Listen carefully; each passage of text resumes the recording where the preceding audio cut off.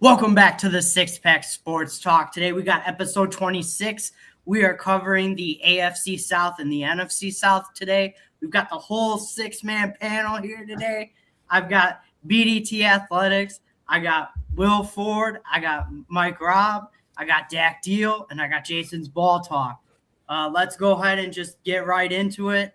The first team we're going to start off covering with today will be the Houston Texans. We'll start with the whole AFC South, and then we'll transition over to the NFC South. So I actually have the Houston Texans, so I'll go ahead and get it started here. So you'll be hearing me a lot for a couple minutes here. The Houston Texans, they made it to the divisional round last year. Got defeated in a tough loss. CJ Stroud just did not have a very good game in either playoff game for that matter. But the biggest plus of the Texans last year was their defense. Their defense played so good last year and kept them in so many games. I mean, when you have Danielle Hunter and Will Anderson on your edges, good luck stopping those guys. And Derek Stingley Jr., also back in the secondary. I'm trying to think who else is in back there. Jalen Petrie, that's it. Safety, that's what I was trying to think of. My bad. Also back there helping out the secondary. This is just an elite defensive group, and I think they will once again be an elite defensive group as well. Getting Caden McDonald in the second round is going to help that defensive line even more. Just a steal to get a guy like that in round 2. Good Lord. Also signing Jadeveon Clowney. Not really much of what he used to be, but he's still solid. And the quote always goes, "You can never have too many pass rushers." So he's definitely good. It's a welcome back signing. Surprisingly, bro had like 8.5 sacks last year on Dallas. So he's still making a difference. Yeah, he's by any means he's not washed for sure. So it's nice to get some depth for their defense and help rotate out Anderson and Danielle Hunter when they need breathers. Mm-hmm. Obviously, I think the big question this year is the play of CJ Stroud, because I honestly think if CJ Stroud had more competent quarterback play, especially in the postseason, I feel like you could have given the Patriots a run for their money in that divisional round. I don't know if they would have been able to beat the Broncos or the Bills, because, obviously you don't know in hypotheticals at that point, but if they had made it to the AFC Championship and played the Broncos, I don't know how that would have turned out, but I feel like at least they would have had a better chance with some less sloppy quarterback play in that postseason. I don't think the Texans need to have CJ Stroud be like this, MVP quarterback that throws for 4,500 yards and 40 touchdowns this season, but I think he just needs to be a solid, above average QB that doesn't turn the ball over too much. That's all they need from him. And the running game's got to be better too. Last year they tried a couple different options at running back, and it just didn't really work out for them. They tried Nick Chubb, and unfortunately he just had lost his juice. He did not look the same. They tried Woody Marks, and he had some flashes, but nothing to really write home about. They brought in David Montgomery this offseason. Yeah. I liked that a lot. I think that would be a great pickup for them. And then getting Tank Dell back after that horrific injury he had 2 seasons ago is going to be a big boost to their offense. They still have Nico Collins too. And they still have the 2 young guys, Xavier Hutchinson and who's the other younger? Jalen Noel. Jalen Noel. Yeah. And got to shout out my Iowa State boys. And that's so big for CJ Stroud to actually get another year under his belt with those guys. Another thing to consider with his year, he had 2 new weapons that were rookies from Iowa State. Who listen, Iowa State is not a bad college, but they don't play top tier talent. So that transition for both receivers is gonna take a little over a year typically to be really effective. So CJ Stroud really was throwing a Nico Collins, Dalton Schultz, who's he's all right. Obviously, Nico Collins is a beast. And then, Woody Marks, it wasn't a lot of weaponry there, and I have a lot more faith in Higgins and Noel to take a bit more of a step this year. And like you said, Tank Dell coming back as well. I don't know if he'll quite be at that same level he was before, but just if he's serviceable. And like you said with CJ Stroud, just being serviceable alone will be enough for that defense. I mean, the fact that Tank Dell's even coming back from that injury is it was kind of a miracle, because like that could have been a career ender, honestly, with how horrific that injury was. So, I mean, good for him for persevering and making it back. Yeah. Oh, massive. Yeah. No, I'm a big fan of this team because, like I said, they have a lot of my guys from Iowa State. So I'm looking forward to watching. Big homer. It's your AFC team, bro. Watching them they grow. And that's your AFC team, bro. Just claim it. I don't blame you. Well, I mean, I got the Jets too because they got some Iowa State pride. Yeah, that's high about right. Bengals are mine because of Burrow and Chase. We can get back on. We can get back on track. My bad. No, you're good. So obviously, we saw the 2 playoff games. You know, CJ Stroud was just horrific. We know that's probably the big talking point. Is there anyone here that believes that maybe like the talks have gotten a bit out of hand on CJ Stroud? Maybe just, the playoff performances was bad, but like the regular season really wasn't as bad as people, like the playoffs was awful, but I mean, they attached the regular season to the playoff performance, and I don't think his regular season performance wasn't that bad. Just really wasn't anything of what he's been in the past. I'll definitely say they're gassing it, but I mean, they're really just comparing it to his rookie season. He hasn't necessarily had a season as good as his rookie season. He's only regressed. Yeah, they've gotten to the playoffs every year, but I mean, as far as statistics and his actual gameplay, there's been a lot more times than not where we're looking at CJ Stroud and we're like, what does he have going on? You know what I mean? Yeah. And like there was a point, and this is not to diss Bryce Young or anything like that, but there was a point where we were clearly like, CJ Stroud should have been the number 1 pick, and then Bryce, and then there was a clear difference in talent their first year, and then last year, and 2 years ago and last year, it's just like completely Bryce Young stepped it up from this, and it's like. Yeah, and then the gap is just exactly, but the gap isn't Bryce Young. The gap isn't the gap is literally CJ Stroud going like coming this, down, Bryce Young going like this. Yes. Yeah, you know what I'm saying? Absolutely. So that's kind of my thing. So I can understand why people are saying what they are saying about CJ Stroud, because we haven't seen him get any better theoretically. I mean, the defense has gotten better, and the defense is what's gotten them to the playoffs every year. At the end of the day. Because every other quarterback was playing like CJ Stroud, not in the playoffs. To kind of defend CJ Stroud, I think there were talks around his O-line not living up to, what they should be and not protecting him too well. I don't know if Brent Brown was his right tackle for half the year. That should explain a lot too. Yeah.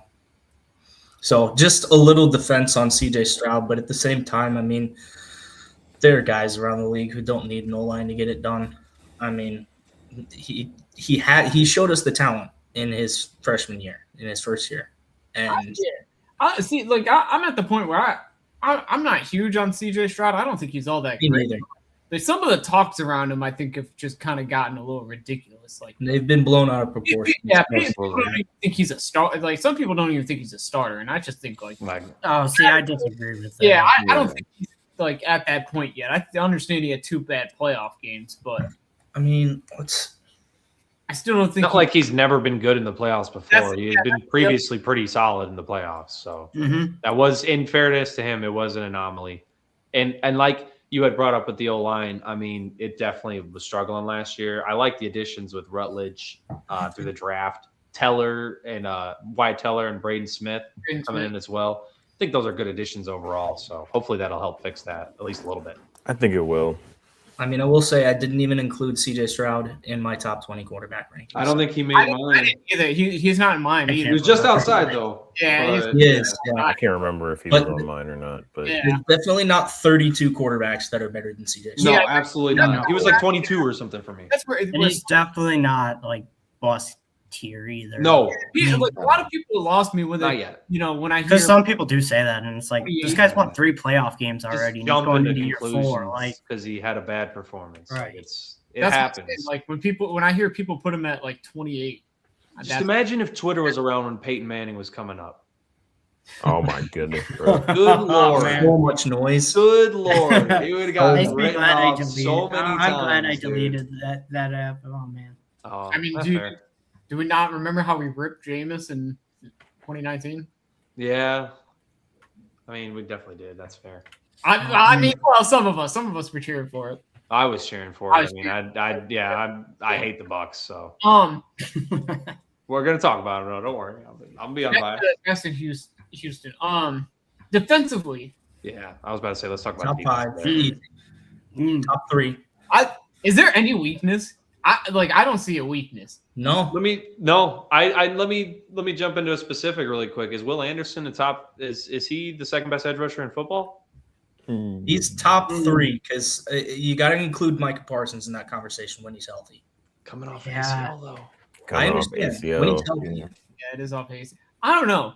Maybe it's not That's a take. I good got question. Miles, Will, Yeah. Micah and Okay. Will are literally like this. And if Micah I comes can back see full that. 100%, it's going to be Micah by just a sliver because I think he's just a little bit better of a pass rusher.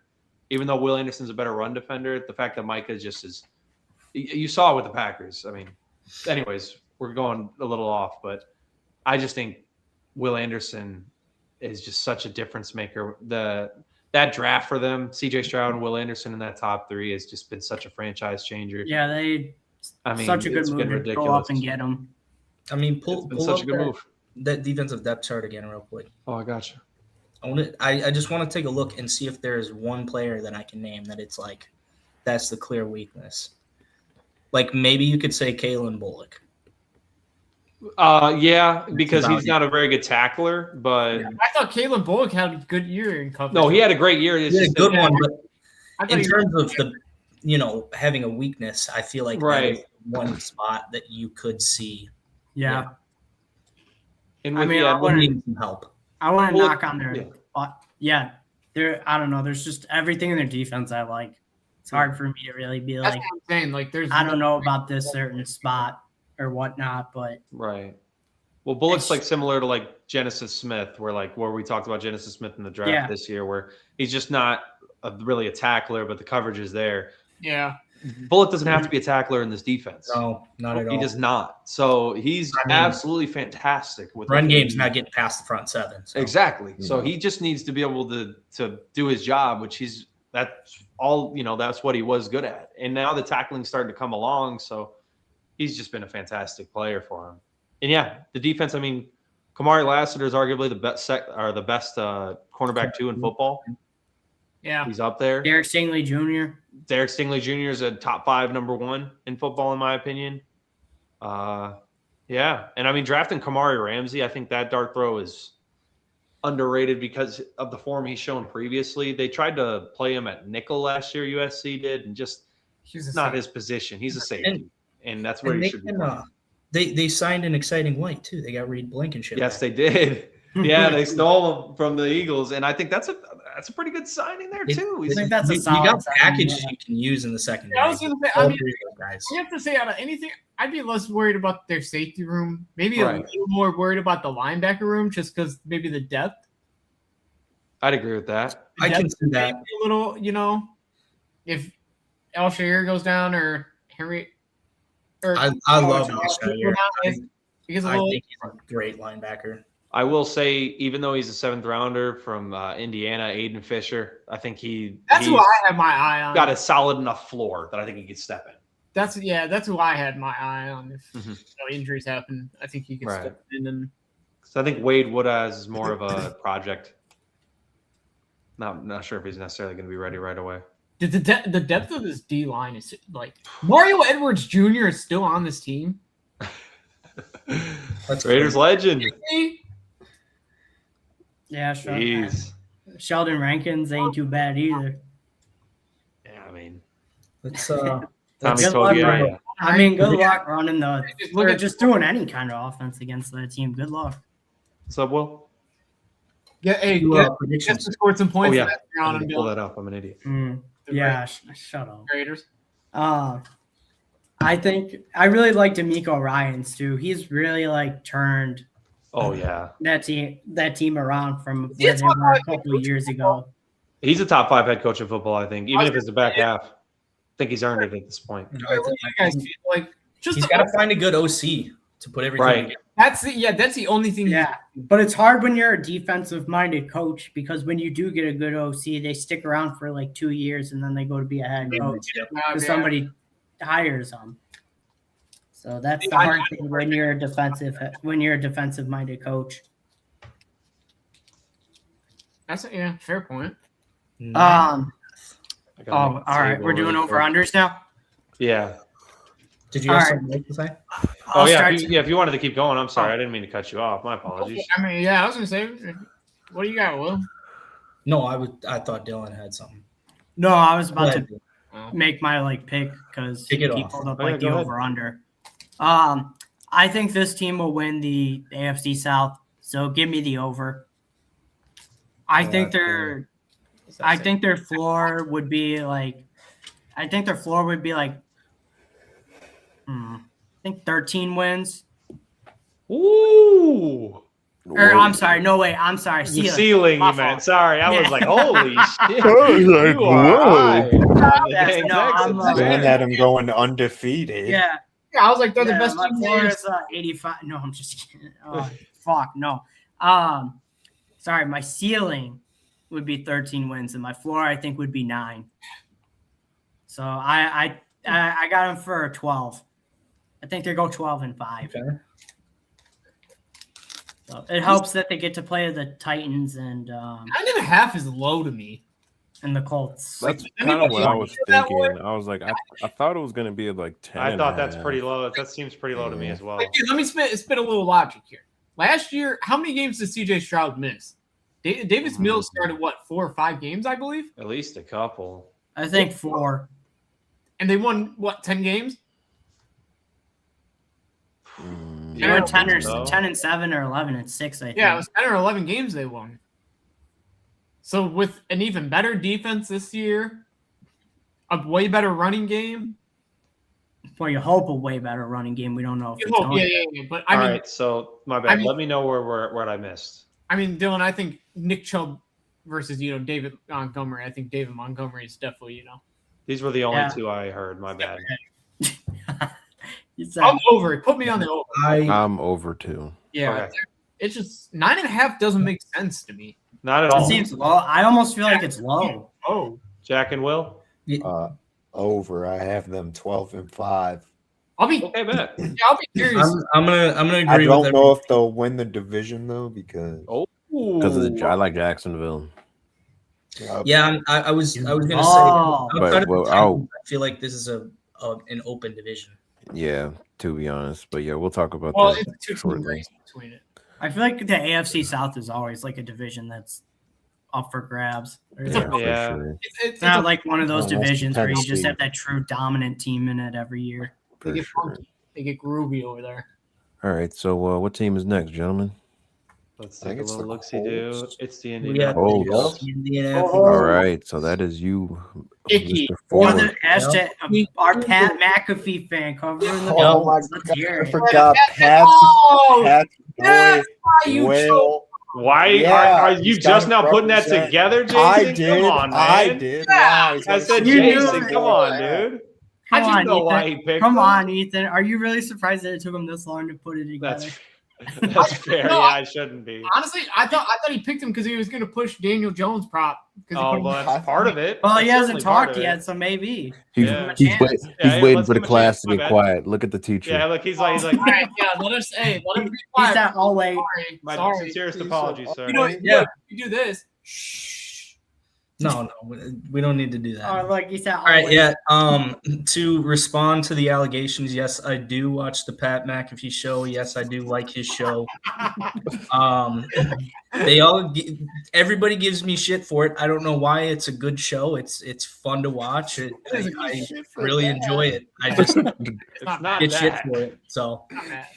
but yeah, I chose the Colts because Pat McAfee covers them a lot, and this is a shout out to Pat McAfee.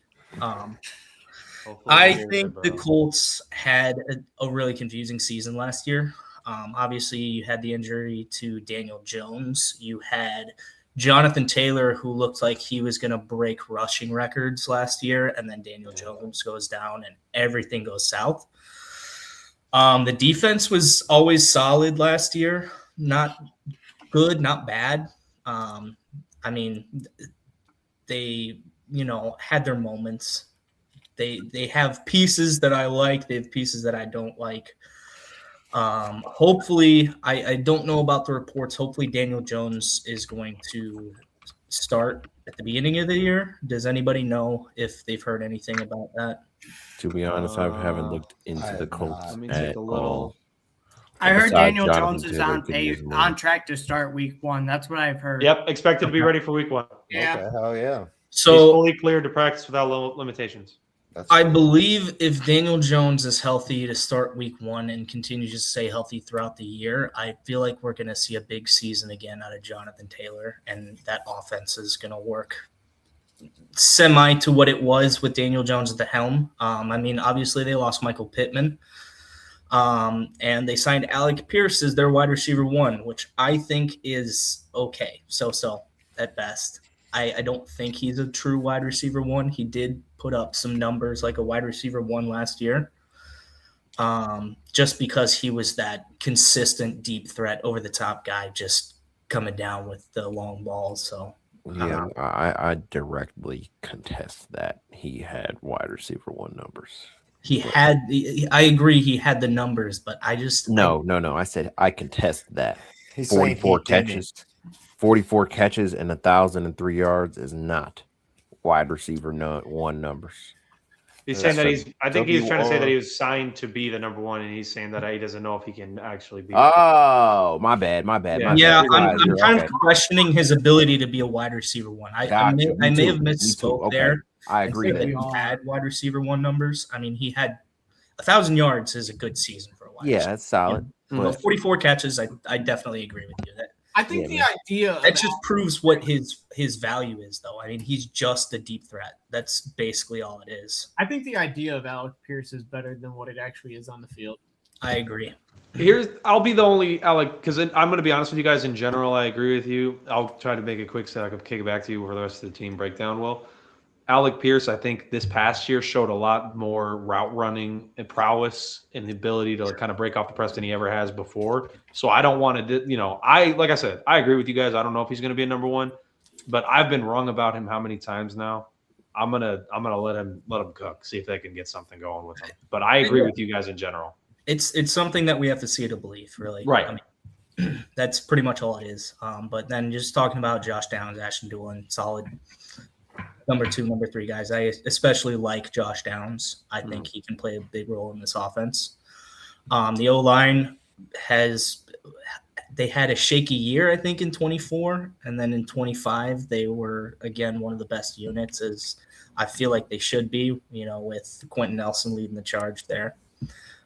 Tyler Warren, if Daniel Jones stays healthy, is going to be a great tight end this year. Mm-hmm. So that's breakdown for the offense. The defense, again, like I said, very mid-level defense. I mean, I don't think Latu had a solid pass rush year, actually, last year, I believe, with them. Yes, he did. I'm looking for him to take another step this year and really be that premier edge rusher. DeForest Buckner has had good years. Signing of Arden Key is solid. Sauce Gardner isn't what he used to be in his rookie year, but I still think he gets the job done. Same with Charvarius Ward. He isn't what he used to be, but Just gets the job done. gets the job done. That's it. Yeah, what do you mean Sauce Gardner's fallen off? He started having rough outings with the Jets. I mean, he wasn't that corner. I'll be honest. I'm still at Sauce Gardner as he had easily a that top ankle. 10 corner. he Yeah, had I that was gonna. ankle I injury. Yeah, he suffered that injury almost as soon as he got to Andy. Exactly. Yeah, I really and everybody thought he blew out his Achilles, but it wasn't. Mm-hmm. Yeah. I don't think he fell off. He slowed down a little bit. I don't know. It was a Like, mid-season trade. It was at a one mid-season point, trade. So I think we just got to see a full. I'll agree with you that Yeah. he's not like his rookie year All Pro first team All Pro. He hasn't been. That's at that what I'm level. saying. His rookie year, he was like the best corner in football. Well, I think it's like looked upon in a bad light too because they traded 2 firsts to get him, and then he gets hurt like 2 weeks after getting there. So Mhm. it looks bad because of how much they gave up to get him, and the fact that he goes down with injury so fast. Yeah, that's what I was gonna say. It doesn't paint it in a good light. I think it's the price that we kind of look at. Maybe the narrative, around him kind of draws me more to say that then. Okay. I can agree with you guys. I agree with that. Yeah. Yeah, I like that. This team just screams mid to me. Offensively, if Daniel Jones doesn't work out, what is their plan at quarterback? Draft a guy. Call Phillip Rivers again. Yeah, No. I want to ask this question. I'm going to pose this. So since the start of this decade, since 2020, is Anthony Richardson the biggest draft bust we've had? Him or Trey Lance? Yeah. Trey Lance, yeah. Yeah, Trey Lance. Probably considering Trey that Lance. When they was give up 3 Clelin Ferrell firsts to get him. drafted? I give Trey Lance a little more 2019. because Oh. Trey Lance just got hurt the year he was going to start, and then Brock Purdy just kind of took his job. Anthony Richardson just hasn't shown anything. Zach Wilson. Mm-hmm. Wilson too, yeah. It's just kind of Caleb Williams. No, I'm just playing. rumors that Oh my! there's a chance Richardson's not even on this roster. Yeah, I think it would be good for him actually to find another place to go to and see if he can have a little career resurgence kind of season. I think it would be as well, but it speaks to me that it's just the 4th overall pick is a cut candidate. It happens, I guess. It does, but It does. it just kind of made me think about all the kind of the bust of this decade. That's fair. He would rank among them. Yeah, this offense. To the Alec Pierce point, for me, it's just I need to see the volume.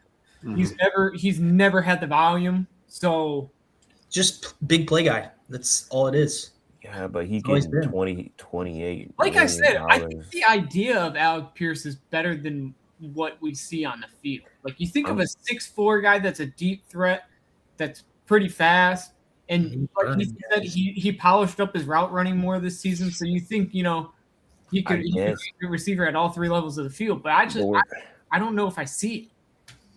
My main thing is, as a receiver, we're saying he polished up his route running, but he only had 44 catches. He played every single game. That's yeah. What were his targets like? That's another question. I do want to know. Yeah, I do want to see that. But like, try and pull that up. But 44 catches, he's getting paid $28 million. Yeah, I do have to say some of that definitely 47 grabs, 84 targets. 84 targets. Oh my god! But I'll say that some of it had to do with Daniel Jones getting hurt. Yeah, he was Rivers 4th is- on the team in targets. I mean, he had a couple of good games. He played after 15 games. He Daniel missed 2 Jones got games. hurt. Okay, he missed 2 Yeah. games. He's So 84 targets isn't bad. Let's say he has 67 12 yards a game. He's probably at about 95-ish. We'll say. I mean, Michael Pittman played a full season and was 250 yards shy of what he put up. Yeah, no, that's fair. I don't know. I'm with you. I By the just- way. Like, I'm not super duper high on Alec Pierce. Yeah, I just got to see it to believe Yeah. it. I got to see him. I got to see them throw him 100 balls. I got to see him catch 80 of them. And I got I mean, here, like even I'll give you the season before he had 37 catches for 824. and then isn't he hurt right now? Yeah. Yeah. So like, Cody was in the depth chart. Yeah. so that's another thing we got to worry about. Like, how is that volume going to affect his body? Like, he's never had a wide receiver 1 workload like we just saw. He was 4th in the team in targets last year. So he's just going to jump up to be the number 1 guy. I mean, and I don't even think he's going to be the number 1 guy. I think Warren's going to take a step. I think Warren's. Yeah, that's insane my tonight. hope actually. I think Tyler Warren's the number 1 guy there. Yeah, so I think Warren's going to be the number 1 pass option. But yeah, we're gonna see. We're gonna see. I'd love to see the Colts use Tyler Warren like he was using Penn State. Like watching him at Penn State was so fun. I mean, seeing him line up at running back, quarterback, wide receiver, and tight end, like that was awesome. And Well, they did line him up in a couple different spots last year. I mean, not as much as they did line him up at running back a couple of times. A couple of times. We got to do it more. Daniel Jones went down. Like, I feel like they should have just started jumping on him. Just, I mean, it's his you rookie do this and that. Yeah, facts. He was a rookie. I feel like they didn't want to put all that pressure on him. You know what I mean? Especially when Daniel Jones went down, they were like, what, 8-1 or something like that. Yeah. So, Yeah. And they're like, all right, young man, we're gonna put you here, here, here, and here. And then they're going to put – I mean, they had to go to Riley Leonard because Anthony Richardson had, like, that freak injury where he, like, destroyed his eye with exercise the band. Oh, Yeah, yeah. exercise band. He broke his orbital bone, right? Yeah. Yeah. That was crazy when he did that. It was something they said, like, his vision was real bad in his eye for a while, too. Yeah, Jeez. I'm curious to That's see how the so rough. defense It was like I'm curious to see how the defense does, too, because They got pieces. they do have some pieces. I don't know. The pass rush kind of concerns me a bit. Yeah, I think you got to get. I think Leatu Latu is really more of a high end two than a number one, and he's got to be the number one for him right now. Well, What I did he think have, 8 sacks last year? 8.5, I think, is what it was. Okay. 8.5. well, I know this isn't really like the team per se, but I think Chris Ballard and Shane Steichen should start the season on the hot seat because they've been given a lot of chances. I think they and are. They haven't really done anything with it. I think Chris Ballard more than Shane Steichen to me.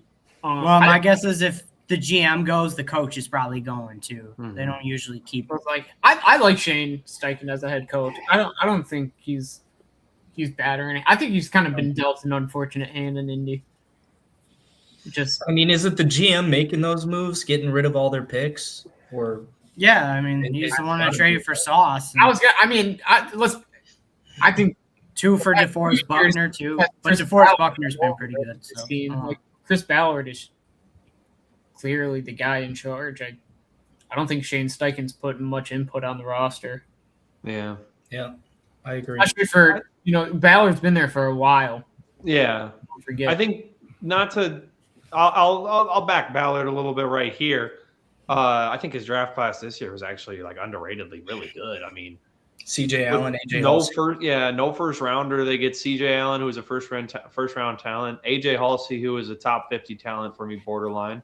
You get Caden Curry, who has short arms but is a technician, so like maybe he can be something. I kind of doubt it. George Gums, converted receiver to a D end. Seth McGowan, who I think is going to be their backup running back by season start. So that's big for Jonathan Taylor, who has been known to get hurt, unfortunately. We obviously hope that doesn't happen, but it's more likely than not that he'll get some snaps, and I think he's ready for it. Jalen Farmer is more of like that project guard. He can step in for Goncalves probably, inevitably.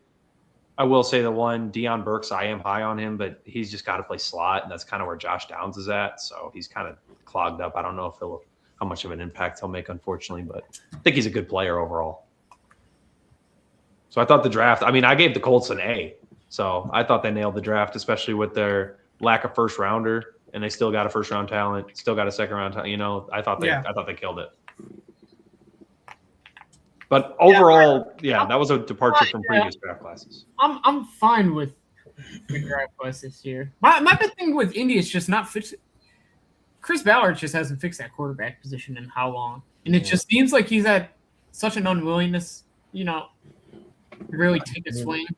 You bring in Matt Ryan, Phillip Rivers, and I would say they did take. They did take their swing, but it didn't work. I mean, they did, yeah. Because can I be honest? I don't even feel like they took a swing. I just think they were that bad that they were put in a position where they felt they had to take a quarterback. No, because everybody said that Anthony Richardson was the guy with the biggest. Before that, I was high on him out of after college. Andrew Luck retired, it was just Phillip Rivers bringing vets. There was no I real. was not plan. very high on it. Yeah, I never was that high on Richardson. I was just scared about. He couldn't complete very many passes in college. I was just confused on where the hype came from. 52%. I'm saying it was because Literally never came out of been nowhere. inaccurate. because every year there's a random quarterback that the scouts hype up for some reason, and then they actually get to the league and they're not shit. That's why I always felt like they kind of panicked and felt like they needed You know, I mean, think about it. Trey Lance, Zach Wilson. what's the highest pick the Colts had outside of that pick? I don't think they've had. That's got to be the highest one. Yeah, That- like, Oh, yeah, number 4 is definitely the highest. outside of that, I don't know if they've even had a top 10 pick. You're probably right. I mean, I can't think of it. Quentin Nelson is their last high pick. Yeah.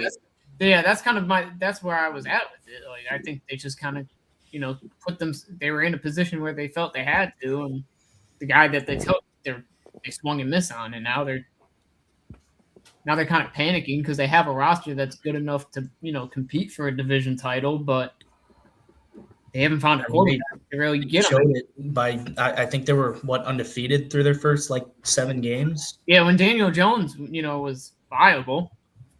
Yeah. I mean, I don't know though, because like towards the end before he got hurt, you could start to see like the old New York Giants, Daniel Jones, like start creeping Well, he in. had the nagging injury before he fully got injured. Yeah, that is true, but I mean, nobody's really 100%. Yeah, remember he that point in he the already season. had already had like a tibia injury before he Yeah. like it was Well, the big part of the thing is like too, like obviously the running's a big part of his game. So I mean, once the running's not there, that's a huge like cap to his overall game. And now he's coming off an ACL injury, so how is he going to look in that? Like, are they going to be running him a lot? I would assume not. Guy coming off an injury like that. Yeah, And, I mean, his skills as a pure passer aren't the best, so that's what I was going to be interesting to see how he comes out looking. That's what I was going to say. So you're going to ask him, or they're going to lean heavily on Jonathan Taylor again, like they did early in the season. Have to, I think. Yeah, that run game's going to be. I mean, let's be honest, that's the plan there, anyways, right? That's the philosophy. Yeah, pretty much. I don't really think that was the plan, no matter what was going on with Daniel Jones. Jonathan Taylor still, you know, Right, and they just paid Jonathan Taylor.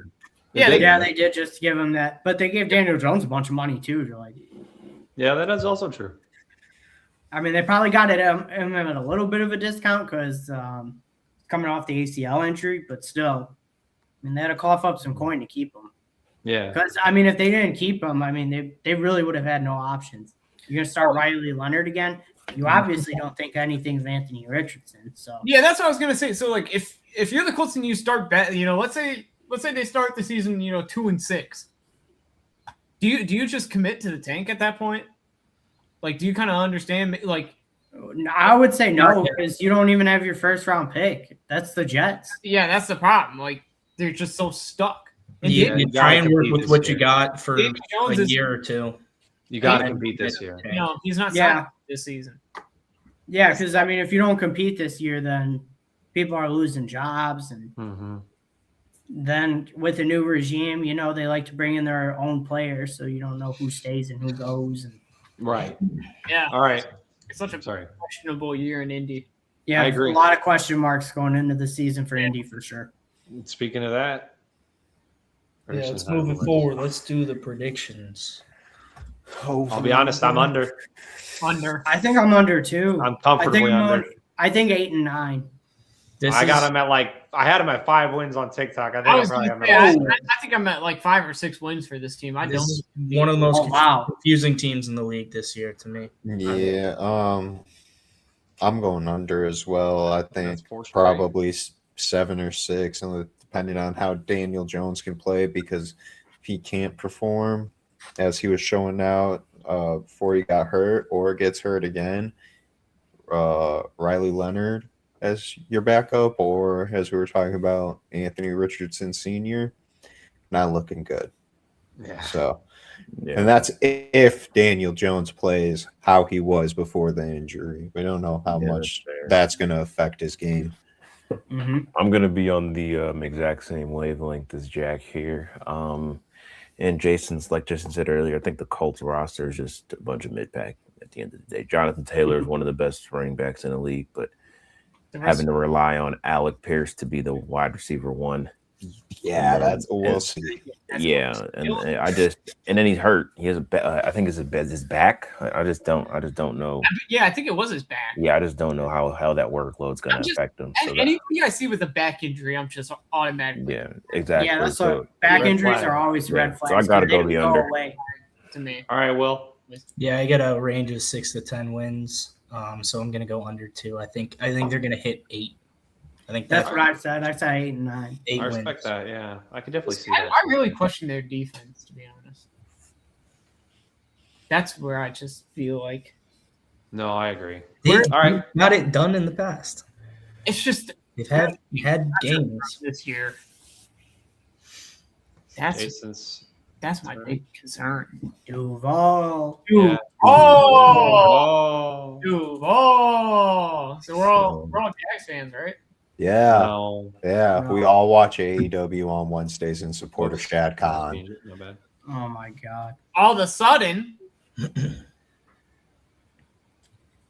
I don't know about all of a sudden, BDT. I watched this guy actively wear a Blake Bortles jersey in the big 2025 last year. So I mean, No, come on. Go hey. ahead, Jags fan. don't ever disrespect Blake Bortles. You better watch your tone over there. I got a Jalen Ramsey Easy Jags too. jersey. I would have worn it today. Me and Will got the 2017 Jags going. I liked that team. I do not like this team. Yeah, hey, Dylan, fuck off. Why don't you fucking break down the Jags? Yeah, let's hear it. I think this was probably the most surprising team in the AFC last year. I don't think people expected the rise of Jacksonville so quickly. A lot of it had to do with the resurgent year from Trevor Lawrence. I think I thought he had a really good bounce back year. What was he at last year? Did he throw third? No, he was right below that. 29-12. He stepped up in big games too this season. Like example, the Denver game in Denver, he played. I thought he looked really good there. The offense just in general seemed to take a step forward. ETN had a lot to do with it. As we know, he's now gone, which kind of brings me to my already first concerning thing with Jacksonville, the running back position. Mm-hmm. I don't really believe Rachel Tootin is gonna be able to handle a full workload. But he's fast. He is fast. I'm with you there. Al Davis would love him. Yeah, exactly. But I don't know if he can handle a full workload. They brought in Chris Rodriguez Jr. as well. If he can stay healthy, I do like him split the backfield. That could be cool. I don't think they'll replace what ETN did for the Jags last year. H-N. Is H-N. Whatever. Fuck you. Yeah, say his name right. Oh, I'm sorry. I didn't know it hurt your feelings so much. Hey, I'm give just him the trying to say. respect of a player. Yeah. And say his name right. Disrespectful. Fuck. Disrespectful. You're like, whatever. The receiving core, I'm really excited to see this year in Jacksonville. I think Brian Thomas let a lot of the noise get to his head last year about he was afraid of contact, the issues with the drops.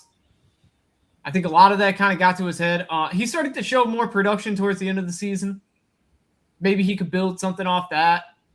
Hopefully he can kind of come back to his rookie season because he was fantastic. And the Jags could definitely, they'll take another playmaker like that. But Parker Washington kind of coming up, had a real big year. I think everybody kind of thinks he's going to take another step as well this year.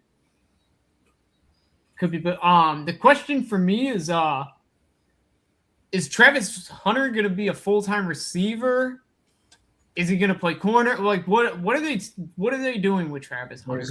I haven't seen anything, so if anybody could answer that. I've heard mostly on defense with packages on offense sprinkled in for That's him. also what I heard. I heard that was officially. Yeah, I've heard he's mostly going to play defense this year. Yeah, mostly defense.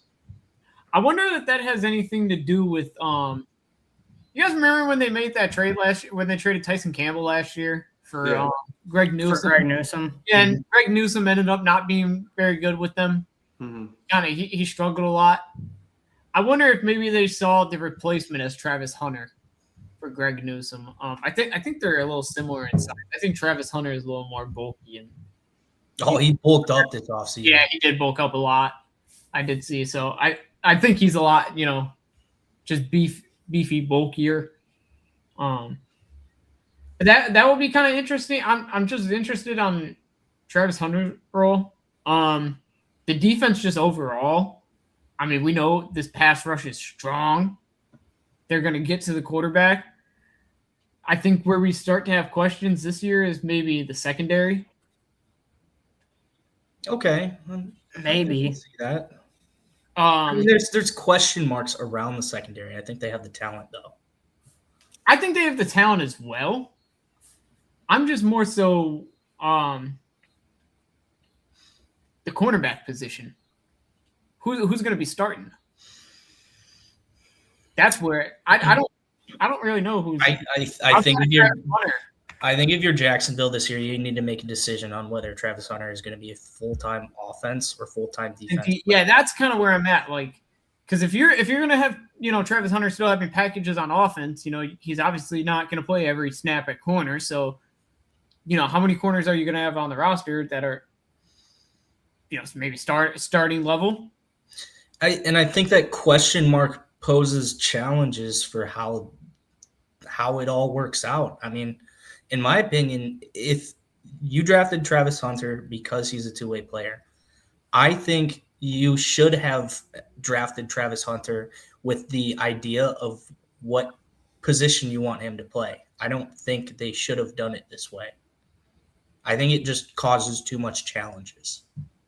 Yeah, like kind of had an intention on, like at least a plan. Yeah. Not just kind of like. And the injury doesn't help. Not just see how it goes with him and kind of pick a side. Yeah, the injury definitely didn't help. I thought, it was funny. I thought he was really making plays offensively. I thought he was really starting to settle in. I thought he was looking better offensively. Yeah, he had just had his first 100-yard receiving game or something like that. Yeah, that's why. Yeah, I don't think his injury was in practice. But also, go look at the quarterback room for the Jaguars. It is. Jordan Lewis is going to be their starting nickel. Mm-hmm. Monteric Brown's the other guy across from him. I like Monteric Brown. I do like Monteric Brown. After that, that's where it gets a little concerning. Yeah, I agree with that. Don't know much about Devin Marshall. To me, it's just like that's where I feel like they felt the need to make Travis Hunter maybe a full-time corner this season. I was going to say my answer to the question of which position he should play, I feel like is answered through the depth that you already have at receiver. You've seen it from Brian Thomas. You got Jacoby Myers now. You got Parker Washington. I think those are your starting three receivers. And then you just say, Travis Hunter, you focus on cornerback this year. Well, corner one for us. Like I said, too, I think Greg Newsome not working out kind of affected because Tyson Campbell was on a 4-year deal. I believe he was in the first year of his 4-year deal as well. So they had a corner locked up for a while. And a good one at that, too. Tyson Campbell was maybe that's why they made the move, because the Browns had, Denzel Ward and Greg Newsome was your corner, too. So they said, hey, Tyson Campbell, we know you're a corner one. We're going to ship you away. We're going to bring in a corner two, and we're going to say, Travis Hunter, you're playing cornerback this season for us. Or they believe Monteric Brown's that guy. I think the problem was I think that they thought Greg Newsome would kind of be in their future. And Greg Newsome just didn't really fit the system, and he just didn't play well. I agree with that. So I think that kind of derailed a little bit of the plans there. And especially they didn't seem to make a big effort to go after a corner in free agency either. They didn't have a good draft either. I was gonna say they didn't see. I didn't like their draft at all. I thought they. What's the kid's name they have? James Gladstone or something? Nailed it. Personally, I don't like his approach. Just overall. He let what's his name that went to Carolina walk for nothing? Devin Lloyd. And we can all be honest here. For $15 million, I think that was very affordable. That's the thing. Yeah, if it was a big contract, it's a different conversation. So they're going to replace him with Ventrell Miller this season. Who? That's the point. That's my point. That's my point. Yeah, that's my point. Yeah. I think I don't know. the Jags just confused me a little, but the talent's still here. They still have a lot, and that pass rush alone could get them. That pass rush alone is going to get them far. Yeah, Trevon Walker really took a nice step forward last year. And you saw Josh Allen. Yeah, I was going to say. Still don't understand the pick of Trayvon Walker though. I agree Over Aiden wholeheartedly, but Hutchinson. that's for another episode, Will. Yeah. Yeah. Yeah, I was gonna say. I mean, I don't. Yeah, I was gonna say I didn't really get it, but it's working out. So. Yeah. Yeah. He was just more raw, so he just needed more time to develop. That's all. Yeah, I mean, for me with the Jags, I think I'm just a tad worried about the O-line, I suppose. Cole Van Lanen's on the PUP list. They don't know when he's going to be back, so Walker Little's going to have to start at left tackle, and I mean, he's just Walker Little. Yeah, we know about him. The interior is not great. I mean, Patrick McCarry's okay. Robert Hainsey's unproven. Ezra Cleveland he's all right, actually. I like the pick of Emmanuel Pregnon. Anton Harrison's pretty good, so I think that's a pretty solid tackle there. I'm a little worried for Trevor, and then Nate Borkircher in the second round is certainly a pick. I think CJ Williams and Josh Cameron are, I don't really see the upside there. I hope for Jags fans' sake that I'm wrong in terms of that. And then defensively, like Wesley Williams he never had a plan at Duke. So I don't know about that pass rushing depth. That's kind of the problem with the Jags. You got to hope they can stay healthy. I don't know if they really have a history of either of them getting hurt constantly, but I don't. Yeah, I was about to say you got to hope they stay healthy still. And then I think Rukaroro is going to be better in a non-nose tackle situation. So maybe there's something there in terms of interior D-line depth. The Jags, I think on my public post, I was maybe a little too low on them, but I think that, the foundation is still there, but I think they kind of missed the boat a bit with the draft. Maybe could have got a couple more players. Trevor Lawrence going to be able to take them far. Yes. He's the biggest wild card they got. Well, how's Trevor going to play? Pretty much. It's just kind of, is he going to replicate something like last season, or is he going to go back to 24 Trevor? What are we going to see? He was supposed to be the next Peyton Manning. Yeah, he was. That's basically what everybody said. Well, right now, he's doing what Peyton Manning was doing. Mike's right. He is actually replicating Peyton. Yeah, he is so far. Peyton Manning didn't do nothing for a Exactly. minute. Except for throw interceptions and get fried on ESPN in the morning news. Right. So literally. This was the facts. Yeah, you're wrong. Not wrong. A lot of us do that to Trevor. So, yeah. Right. That's what I do to Trevor. And he fried us in the playoff. Next. Yeah, I was about to say, you guys got anything else you want to talk about with the Jags? I just want to say that I don't think the loss of Travis Etienne is going to be as big of a loss as some people are saying. I like Baishal Tootin and Chris Rodriguez. I think they could be a good 1-2 duo. I think it'll be okay. I'm not high on Travis Etienne. So I just think it's still going to be like that, a bottom 5 room. If we're I don't think That's fair. Great. It could still be usable, but I think it gives. I don't think they'll be bottom 5. Opening to really structure around all your wide receivers you have, especially if you do decide to give some packages to Travis Hunter. Then it's kind of like you don't have to worry about what Etienne's going to do. You just have Tutton be like, all right, block or fake a flat or something,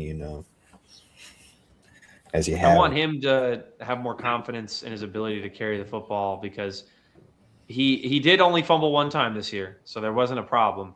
But if you watch the film, like a little over half of his runs, he's holding the ball like this to make sure he doesn't fumble, and he's just running into his O-lineman. There's a reason why he had 3.7 yards a carry.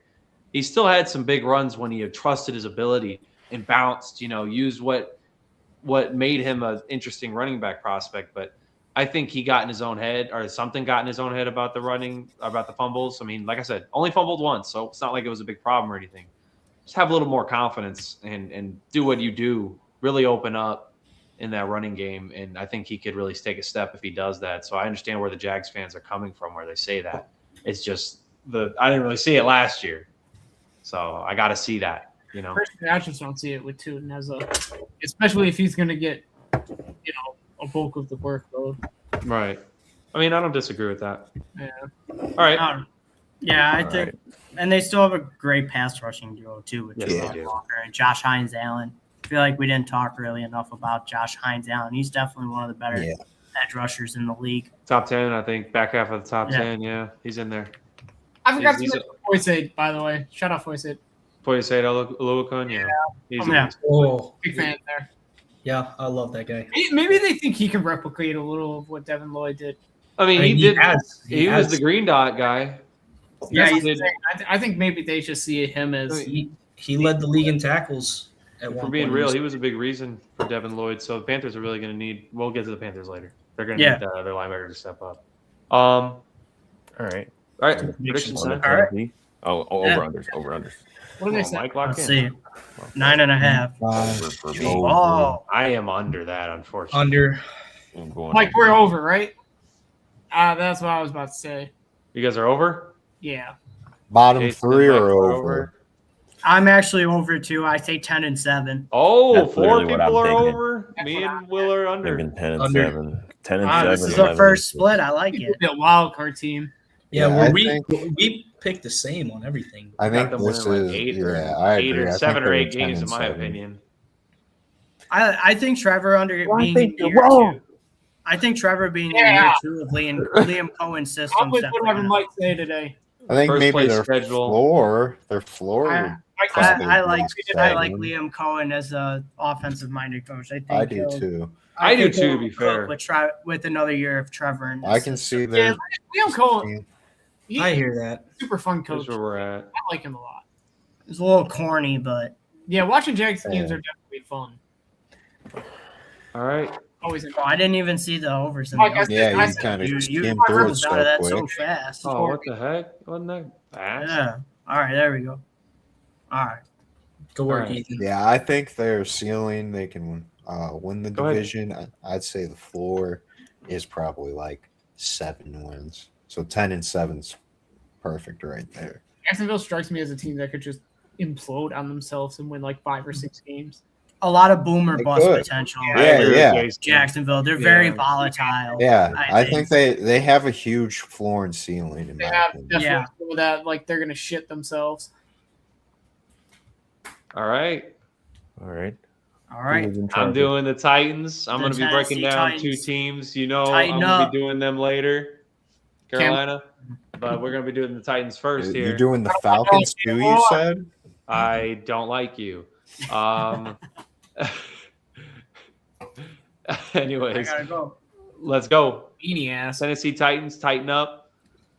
I think, we'll start offensively speaking because I think that's the most interesting part of the team. Cam Ward, he started to really come on as the season was coming along. Obviously, starting off with Brian Callahan as the head coach is just Terrible. just a recipe for disaster, Well, as everyone expected, unfortunately. I mean, to keep it a buck, they were ass last year. Yeah, as he said, straight from the man's mouth, to keep it Yeah. a buck, they were ass. The Titans were not a great team at all last year, and it was to nobody's surprise. Tony Pollard, once again, got a grand, so I think he's underratedly like easily a top 20 back in the NFL. Tajay Spears being a little healthier. I know he played 13 games, but he just never really looked like he did previously. So hopefully he can come into the season with a clean bill of health. I think as well, Nicholas Singleton, I know some people are pretty high on him. I'm not crazy high on him. Mike, if you want to go in on him, I'll pass the floor to you here. I'm not like I just liked how he looked at Penn State. I mean, he was super explosive. I'm not saying he was Saquon Barkley or anything, but he looked fantastic. Like just super elusive type back, great speed. Go ahead, Will. He led the league in rushing yards in college. No, maybe not. Yeah, Not this no, past was year, that would've been 2 years ago? 2 years Before ago, Penn 24. State fell apart, I believe he led the 24, league. I think he did, yeah. Yeah. So Yeah. I mean, So- he's definitely got that high ceiling.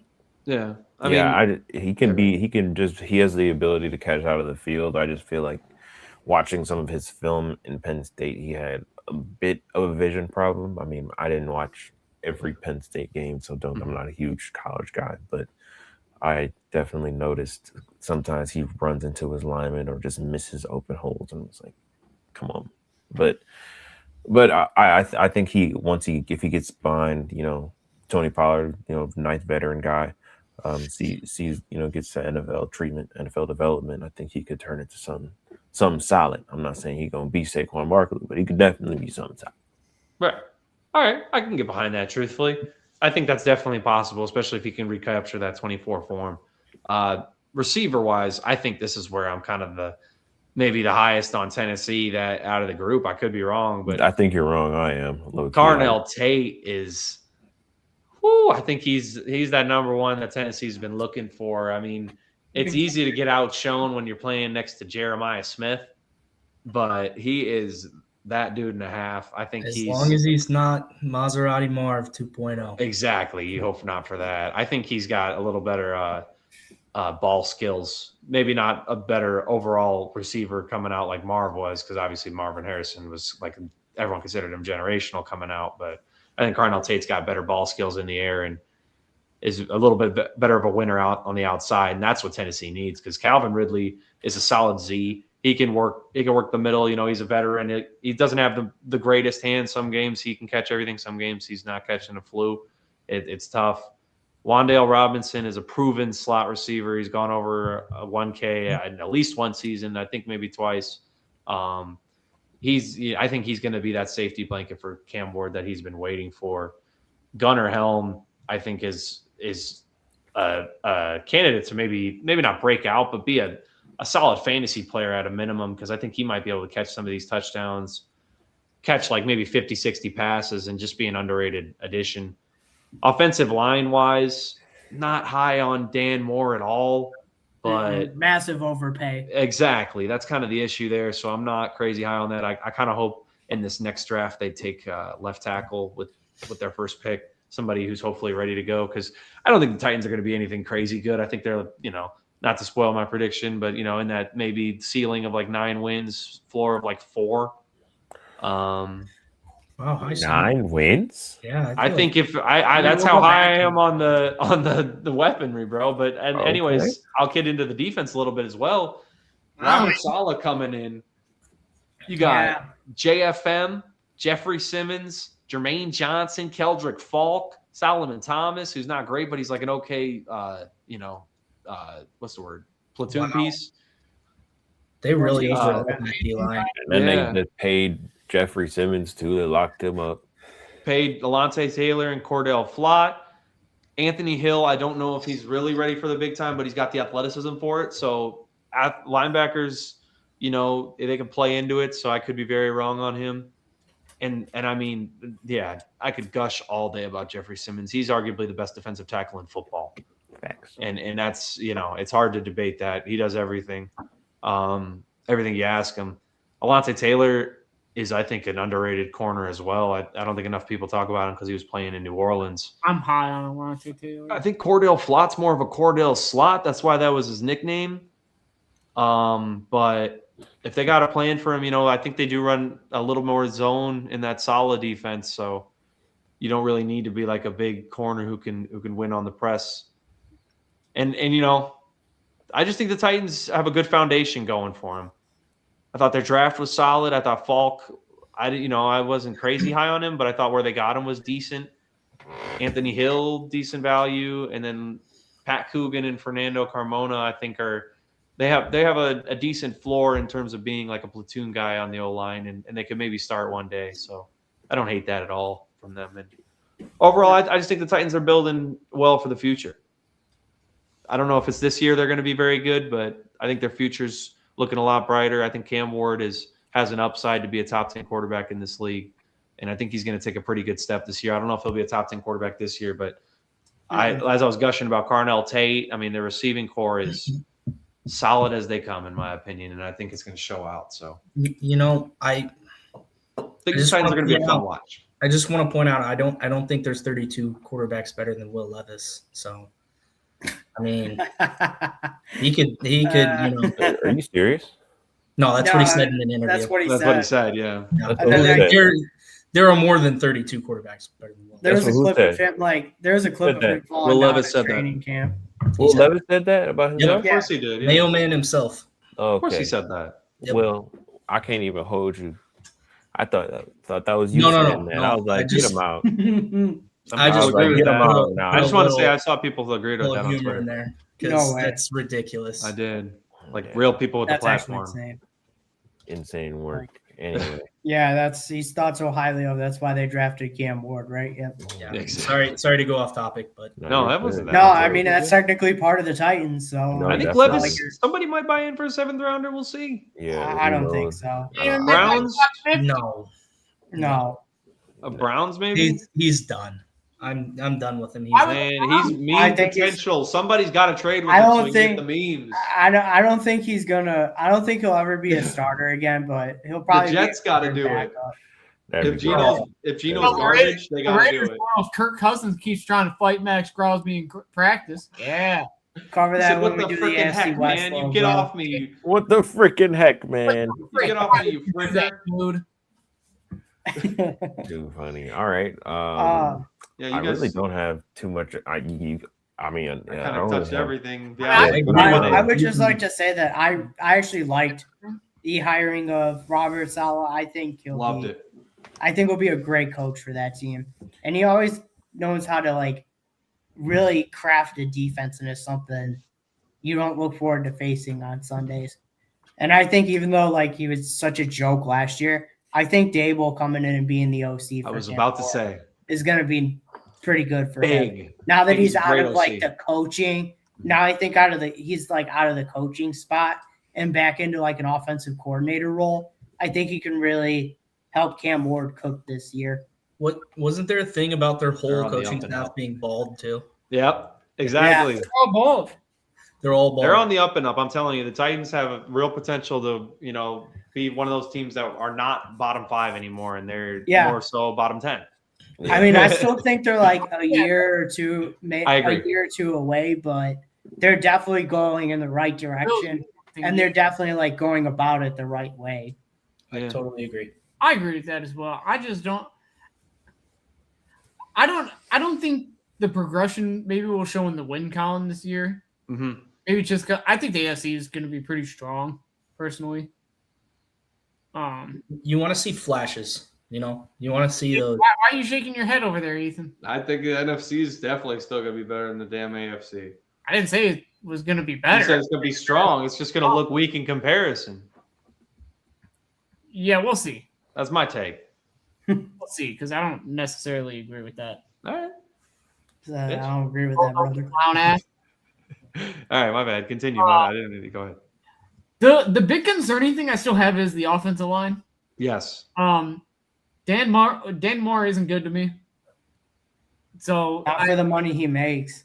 He's decidedly average Yeah. at best. yeah, exactly. Just almost the whole line. I mean, JC Lantham's cool. Right, Yeah, he's all right. He's all right. I'm not really gonna. Peter Skoronsky's a Skronsky. pretty good They guard. just paid him. He's a Yeah, they big- gave him the big bucks. Yeah. I think He's the highest all right. paid guard in the league now. Yeah, I think he's pretty decent. I just think as long as you see progression out of Cam Ward this year, and It's a W. as long as you as well as the defense being a bit better. Yep. I don't think the win column needs to show as much. Just Not at all. as long as you see the progression out of the team. If And you see Cam Ward throw for 500 more yards, also the big thing for me is winning for the Titans. And you see him build a connection with Carnell Tate. I think that's a really Yeah. big thing for this That's gonna be a season. As long Yeah, as it is. you can get it going, even if you still only win 4 games, it's like, all right, at least we Yeah, know. he's definitely got much better weapons this year. Robert Yeah. Saleh needs to install culture to like make sure that culture is instilled in them this season. Because Tennessee just seems like they've been missing, just a real leader for a while, I agree. kind of since the end of the Vrabel era. They just haven't. They haven't Yeah, been. Callahan was not it. Yeah, Callahan was not it. That was a mistake. Yeah, Jeffrey Simmons seems like kind of the guy that kind of leads everything there. Mhm. Cam Ward has seemed to kind of step into that as well. So I kind of, I hope Robert Saleh can go in there and, really build something with those two guys, you see, how much respect they command in the locker room. Yeah. Yeah. It's gonna be a big key for me that they, really instill culture there and pound that into their guys. The culture. Yeah, exactly. You gotta have a good culture. Let's send it to the predictions. Yeah, I was about to say, we ready for our over unders? All right, I predict. What's the line at? I had to say, damn it, sorry. Under. I am under as well. 6.5. Wow. I have them winning either 5 or 6 games. So I was expecting a 4.5 line. I would have went over. Yeah, I think I'm going with 6 the increase games. in weapons. Yeah, I think I'm under, 6. yeah. I think I'm 6 too. By the way, I was Okay. thinking 6. 5. I was thinking 6 and 11. So under. Mike and Will, where you at? Mike, Will, you're under? Yep. All right, and Mike. He said on. He said I'm slamming Under the that. Like I said with them, I don't think the progression is going to show much in the win column, just because their division's not. They have a solid. They're in a good division. Like there's a real chance they might not get a division win this year. I see them going 0-6 or 1-5. Yeah, That's where we're at. Sorry. Yeah. That's where we're at. If you're Tennessee, you just Under. be competitive as possible in these games. Me I and think Will they- are same. I think they could steal a win from Indy in the division. I think so as well. That's true. They probably From can't. those bums up in Indy. No, I'm just playing. Texans 10 wins, Jags 9 wins, Colts 8 wins, Titans 5 wins. So wait, before we go to the next division, I know we haven't done this probably for every division. Who do we all predict winning the division? I said the Texans. Texans for me. Mike. Texans. We should do this from now I on. think- So now I feel bad for not doing the others. I think the Texans, but it could be. Well, we'll do official predictions See, closer to the season. I mean, that I defense was gonna isn't going say- to let up more than 20 points a game. I don't know. This is just kind of just right now. I was going to say Yeah. brain says Texans, heart says Jags. I think they can turn it around and kind of replicate. I'm gonna go Jags. Yeah. All right. Next. No, just get mad at that for no reason. Just get pissed off at that. We'll go Jags. I gotta believe in them. Yeah. We'll go Jags. All right. All right. Bet. Believe in them All right, so 3 Texans, 3 So we're Jags. yeah. All right, everybody Texans, mute Jags. Just a guy. Everybody mute themselves. It's Falcons and Panthers. But what? No, it looks like the Panthers up top. I don't so want to go back to back. I'll give it to Mike and then I'll take the mic back. You know. All right, that's fair. Yeah. Like, That's fine. All right, so I'm a quarterback the Falcons here, and that's going to be the first thing I talk about. Is the quarterback position, and that's honestly the main problem that they have. Everything surrounding the quarterback position looks fantastic. They locked up Bijan Robinson, who is the second highest paid running back in NFL history now. Locked up Drake London and locked up Kyle Pitts, and they signed the guard. I can't remember his name off the top of my head, but they literally signed all their young talent, and now they just need to figure out what's going on with Tua and Michael Penix. I don't know what they got 2 lefties. I'm not sure what the plan of action is. Like their entire season pretty much hinders on how their quarterback is going to play. Like they could potentially be. They're not as a complete team as the Vikings last year, but I feel like they could definitely be in that type of situation where they're just like they have all the weapons that they need, everything's complete, and then their quarterback just can't get them across the finish line. I mean, the thing with them too is they were right there last year. They were literally they lost the division, if I'm not correct, because of tiebreakers. Yeah, they were not in the running at the last week. Yeah. They had the same record as us, but they literally got us in the playoffs. Because tiebreakers, yeah, exactly. So I mean, I'm definitely in agreement with you here, Mike. Like this roster is definitely real good. It's just, oh my gosh, that quarterback position. Yeah, and then their D line isn't necessarily the greatest either. Also, they have no notable interior defensive linemen. Jalen Walker going down for the season is not good It's at all awful. for them either. Terrible. That is bad news. Literally terrible, bro. And they didn't draft. And they drafted one defensive tackle in the 6th round. It's just like, Yeah. and they drafted yeah. Avian. I mean, and their DB. I like Terrell. Yeah, I like Terrell, but I feel like they're just gonna need some more juice. Mhm.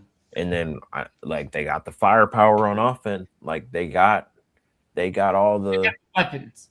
They got the weapons, Mhm. but I don't know if the handler of the weapons is gonna be able to do what they need him to do. And also, That's fair. how confident are we in Stefanski into bringing this all together? Yeah, Not very. I don't know. My hopes in it. Because there were times with the Browns that he looked great. Yeah. Great as a head coach. I mean, you don't win two head coach of the year's awards by being a fluke. I just think he's more of an offensive coordinator at this point. I don't really see him as much of a head coach. Yeah, I don't know. I don't think I mean, that's a guy that took the Cleveland Browns to the playoffs twice. Like that's a pretty hard thing to do. Took that team to the playoffs. Yeah, that is fair. I'll give Those you rosters that. were good. Yeah, those Yeah, rosters. they were. I think those rosters were pretty stacked. Yeah, I'm not like I don't think Stefanski's like a fraud. I don't need think to so see either. it with the better. I don't think I he's want a to see him fraud. with Atlanta. They got to be competitive. Yeah, not they like gotta be- competitive for a Super Bowl. I game, mean, though, like, their O line is solid. If they can, yeah, it is. if they can keep Tua upright, I feel like they might be in business theoretically, because I think I read something that Tua is probably going to have a job.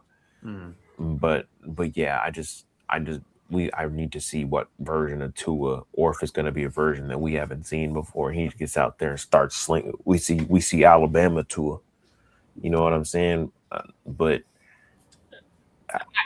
I just don't know. I I don't. don't. I don't. But I don't know. I don't know what we're gonna see. And then if they take him out the game, they're gonna put Michael Penix in. What is he gonna do? Nothing. Yeah, Michael Penix really hasn't done anything since he's gotten to. Throw a duck for a pick.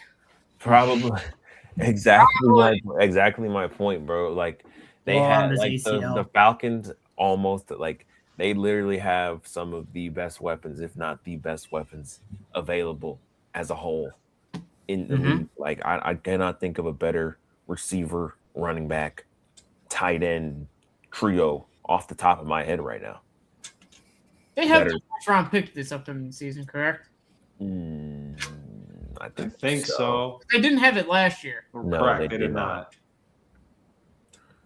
But just real quick, give me a trio of those three positions. Of running back, receiver, tight end. Better than that. I mean, you could say the Lions. Only Detroit, maybe. Yeah, Detroit. Yeah, Gibbs, St. Brown, and Laporta. Yeah. But that's top two. Yeah, exactly. That's what I'm saying. That's the only team I could try. Yeah, and give a run about for your them, money. and they talking about them they're not going to the playoffs. Yeah, the Falcons are not going to go to the playoffs. I just think it's fine. Like they got the best offensive player. Front office.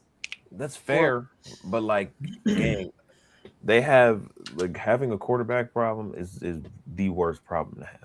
100%. Doesn't matter. It doesn't matter what weapons you have. If you can't have, like you said, the guy that delivers the ball to said weapons, you're not. That's the point. You look. This is literally the Vikings they are the Vikings. Yeah. The Vikings had Justin Jefferson, T.J. Hawkinson, Jordan Addison, and Aaron Jones and Jordan Mason, and they didn't go to the playoff. At least, my difference with Minnesota is Minnesota, at least over the past years, has like example with J.J. McCarthy. They at least seem to realize that the quarterback they have wasn't playing to any sort of good standard, and they were willing to make a change. Atlanta just doesn't seem like it has any sort of a plan or has no idea what it's doing yet. Well, they brought in two. I don't know if I'd say they didn't have a plan. They knew what they were doing when they brought in Tua. Because Vikings had Sam Darnold, and the Vikings are they brought in a new quarterback to replace him after a career year. And the Falcons have just tried to keep making it work with veteran quarterbacks. That's kind of what I'm saying. Like, Yeah, I mean they're kind of on the same wavelength in a way. Like Yeah. the Vikings have just been getting veteran quarterbacks, and then they got JJ McCarthy, and then the Falcons since Matt Ryan have gotten veteran quarterbacks, and then Michael Penix. It's literally the exact same wavelength. Yeah, no, I mean I don't disagree. I just think And they really, both yeah. and I don't know. To me, JJ, and they both were the 9th pick. Minnesota has just seemed more active at that position. You know, like they're more proactive at the position. Atlanta just seems like they're just kind of sitting back and just let it unfold. And I don't know about that. I don't know, man. They signed Listen, Malik Willis was in free agency. They haven't checked. Remember Lamar's contract dispute? They never checked in on him, and that was a place he was interested in being in. It just doesn't seem like Atlanta's. Well, that's fair. No, but why would Atlanta sign Malik Willis when they could get Tua for league minimum after he got cut from Miami? Miami's paying them all that money because now all the money that they saved by signing Tua, that's how they extend Drake London and Kyle Pitts and Bijan. But yeah, I get what you're saying. You're saying the money part. I think Tua is just not good. Well, yeah, we know Tua's not good, but you're also saying too that the Falcons, as far as money and value wise, Kyler Murray wasn't going to the Falcons. He wasn't even available when they need the. And if they played the waiting game, they'd be in a worse spot now. They probably only have Michael. You're talking the wrong person about Kyler. Yeah, and you keep saying that. But I'm saying as far as cheap options, Kyler Murray was the only other cheap quarterback option out there that is even remotely viable. But I'm not. They just signed Bijan Robinson to the richest contract in NFL history at the time they signed the paper. Kyle Pitts got signed as well, and so did Drake London. If they signed Malik Willis, one, maybe even two of them are not getting the contract that they have. Yeah, I disagree right there. How? What are you talking about? How do the Bengals pay everybody? Look, oh my. What do you mean? How do the We're not talking about the Bengals. We're talking about the Falcons. I get that, but you're trying to tell me right now that they would have no money because. And plus, you keep saying that the Falcons are directionless. They're not directionless. They signed Kirk Cousins. I said at the quarterback position. I didn't say that. Yeah, let me finish. They signed Kirk Cousins for 4 years, right? And then they made the question mark decision of drafting Michael Penix at pick number 9, which obviously they meant to have him sit behind Kirk for 2 years. So that doesn't sound directionless to me. Kirk didn't pan out, so they wanted to try Penix. Penix gets hurt, so they go back to Kirk. And then, obviously, since they're done with Kirk, they moved on from Kirk after last season. And they know Penix is hurt, so obviously they have to bring somebody in the meantime to fill in for a spot. Last year's draft class wasn't very quarterback heavy, so they ain't drafting a quarterback that round. So they sign a veteran for league minimum. So I don't know where you keep getting this. Well, the Falcons, they don't really know what direction they're going. Okay, well, let's go back to the Kirk Cousins, Michael Penix thing. Why was Kirk Cousins signed there? Do you remember? He was told to get the offense over. And do you remember what happened? They took Michael Penix by surprise to everybody, including Kirk Cousins, who I already said that they were drafting a quarterback to. Damn. I mean, yeah, I think I agree with both of you in terms of I think the Falcons, they tried to have a direction and it didn't seem like the worst plan. I think I will say I agree that I don't know why the hell they signed Kirk Cousins to all that money and then drafted Penix. I mean, obviously there was somewhat of an out, but but Penix, I think that was a direction. Obviously his knee got hurt again now, so we'll see. I just think, they have their top 3 weapons, but Jahan Dotson and Olamide Zaccheaus are their next options. Just a little, the Falcons, I think, are. And Olamide drops the ball. Yeah, they're still in a little bit of they're just kind of in purgatory, in my opinion. They're going to win 6 to 8 games and not be bad enough to get a quarterback. I want to go back to from the Panthers. Yeah, I want to go back to the comparing Falcons to the Vikings. I feel like the Vikings have something to fall back on, which is the defense and Brian Flores. The Falcons don't. I mean, they don't have a defense. With They don't Jalen have- Walker being out, just sucks for their edge rushing. that It they're does. trying to Yeah, get over. because their pass rush was finally starting to Don't forget figure it out about last year. don't forget about the guy that got arrested too this offseason. His situation. Yeah, James. I mean, he'll play this year, but we'll see about maybe the suspension or See, something will come out. There will be something that keeps them out for the beginning That's of the season. I was gonna say I feel like there will be something that comes up though. Kind of. Yeah. Yeah. I don't Yeah. know because I haven't heard anything like. Well, the way NFL punishments work, they're like a season They're pretty after. quiet. Yeah, Yeah. they're pretty quiet about him. I doubt we hear anything. Yeah. Unfortunately, I think he's just going to straight up get away with it. So Yeah, I'm kind of on the side of Jason. I don't see I understand that you have the weapons, but I don't see the vision for the future at all. Like right now, I feel like you're just kind of like, oh, we have stars on our team. We're fun to watch, but we're not. Not even fun to watch, bro. Who throwing them the ball? yeah, they're not very fun to watch. Like, Fun to bro, watch. nah. The They guy- try to be. The guy throwing them the ball is throwing picks, fucking doing all this shit. But Highlights for the other team. the guys, when they get the ball, those amazing weapons that they have, they are fun to watch.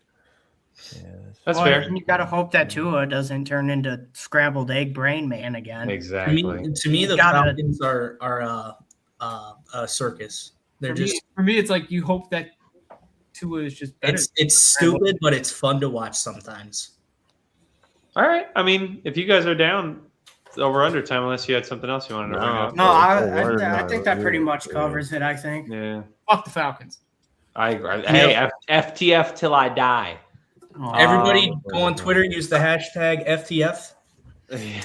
I'll Hey, back it. lock me in on that under. I am the I'm- under as well. Lock me in on that In on that. under. yeah, as long as Yeah. Tua and Michael Penix are the quarterbacks in Atlanta, yeah, I'm going 7-10. Under. So Jack and Will, where you at? Under 6 and All right. 11. I sir. so badly want to say over just because I want to see every team. You just want to be different. You want to be different. Yeah, He just wants to be special. You do want to be different. Start a trend. Oh my god, never mind. I know. no, I'm gonna go under. I think they get to 7 wins, but that's it. I could see it. I think there's 6 to 8 wins in my opinion. So they could technically get the over, I guess. I think 7-10 for me. I don't know. Until No. they get some better quarterback play, unless like That's Tua true. just comes, unless Tua just returns to like his You know 2023 Can you form. imagine? I'll switch. I'm gonna go over. They're gonna get. Oh. wins. I'm gonna switch. I'm gonna He's be at different. 8-9. Okay. You were right, Mike. He did just want to be different. Yeah, you Told know him. you. We know him better than he knows himself. Told you. I feel like you just agreed with me about this direction this quarterback went and said, let me take the over. He said, "Yeah, the quarterbacks ain't good, but let's slam the over." Listen. They have flaws, but I mean, the Vikings went 9-8. What last year? Well, with like, it's JJ McCarthy? Vikings just overall as a team is just a lot better. I hear you. I think, All right. but I think that Tua and Penix are both better than JJ McCarthy.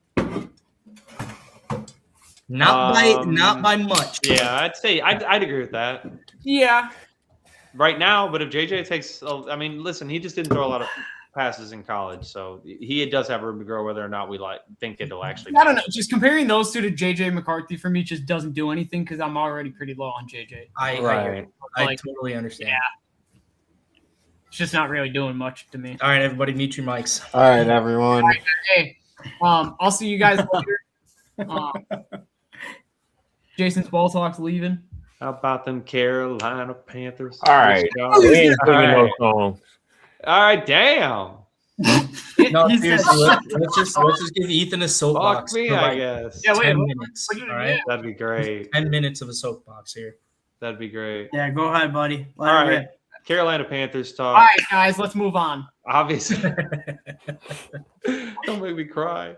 Obviously, All right. you start with Bryce Young. I mean, there's nowhere else to start for the Carolina Panthers because he is the biggest wild card by a considerable margin and one of the bigger wild cards in the league. Like if you're talking top 25 NFL season wild cards, Bryce Young's in there for sure.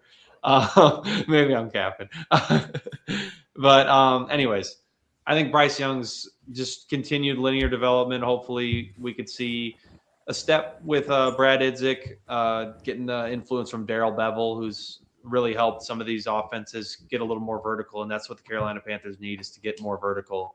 The injuries to their starting tackles certainly aren't helpful in terms of that, so not great to start. To the hipster Carolina Panthers fans that I saw on Twitter, no, Haynes King will not be starting at quarterback in week 1. That will not happen. Boo! Oh. Haynes King throws a football better than Bryce Young ever did. Okay, holy crap, we got Mateer. Okay, sorry, he's not making the team. Chuba Hubbard, like the 8th tight end. dude, Arizona State, my bad. Chuba Hubbard, if he can return to form. Last year he played, he did kind of mess up his Achilles a little bit. Wasn't ideal.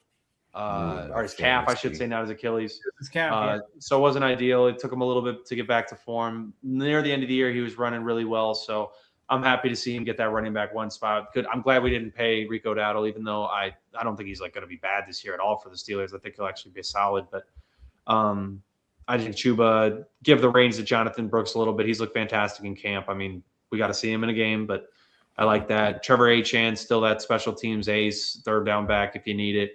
A.J. Dillon might make this roster as the power back. He looked pretty good in that first preseason game, but it's preseason. Only so much you can take from it. Receiver-wise, Teteroa McMillan is only on the up and up as a number 1 receiver. He could easily insert himself into the top 10 this year, depending on the growth from the offense in general. I mean, he's got all the skills, all the talent. Yeah, Mike doesn't know shit about shit. He thinks Lad McConkey's better than Teteroa McMillan. He is. What? No, he's not. Xavier Legette kind of got hurt in camp, which is not good because he's already not that, not super high on Xavier Legette. So was he eating I don't need him raccoons being again? hurt. I don't need him being hurt already. He's got to be at full strength, and it's not great. Jalen Coker, really high on him as a number 2. Think he's got real good versatility inside and out. Wins at the point of the ball. I like that. He doesn't let the football come to him all the time, unlike a certain number 17 on our team. Tight end wise, thankfully Mitchell Evans avoided serious injury at practice a couple weeks ago. He got a 3-headed monster of let's just be honest, 3-headed monster of mid. But it can be decent at times. I think Mitchell Evans is actually solid. Jatavian Sanders, when healthy, is all right, and Tommy Tremble's a good blocker and he can get open occasionally. So there's something there in terms of the tight end room. Defensively, Derek Brown is a monster. He's a top 3, top 5 defensive tackle pretty comfortably.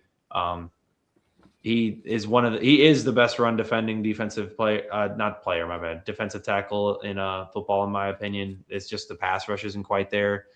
I think it'll be helped this year by Jalen Phillips' addition. Unfortunately, Nick Scorton goes down for the year as well. Camp has not been helpful to us at all because I didn't even point out that our tackles are down.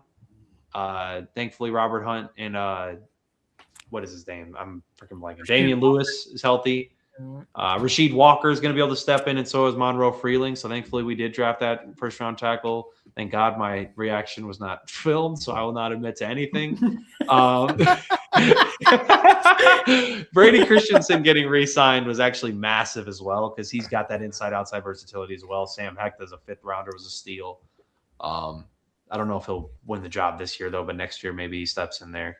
Lee Hunter as that 2nd round, another run stuffer. This is arguably the best run stuffing D-line in football, not team, D-line with Lee Hunter, Bobby Brown, Derek Brown. I mean, it's tough to find 3 better run stuffers in the league that are going to line up, 1, 2, 3 on that D-line. Tershawn Wharton, hopefully if he can get healthy, can be that pass rusher, but I'm not super high on him. Seems like we might have wasted our money on that signing. Jalen Phillips, a lot of money. He's got to step up. Princely Uman Mielen, I want to see him step up in that DPR role because Patrick Jones will probably play on run defense downs. Devin Lloyd, for the money we paid, I think he's going to be fantastic. Going to have to step into that green dot role that he did not really play that for Jacksonville, but going to need him to step into that. I mean, Trevin Wallace, I think, has a little bit of experience with it, so maybe he'll step in. I thought he looked all right last year, but then he got hurt.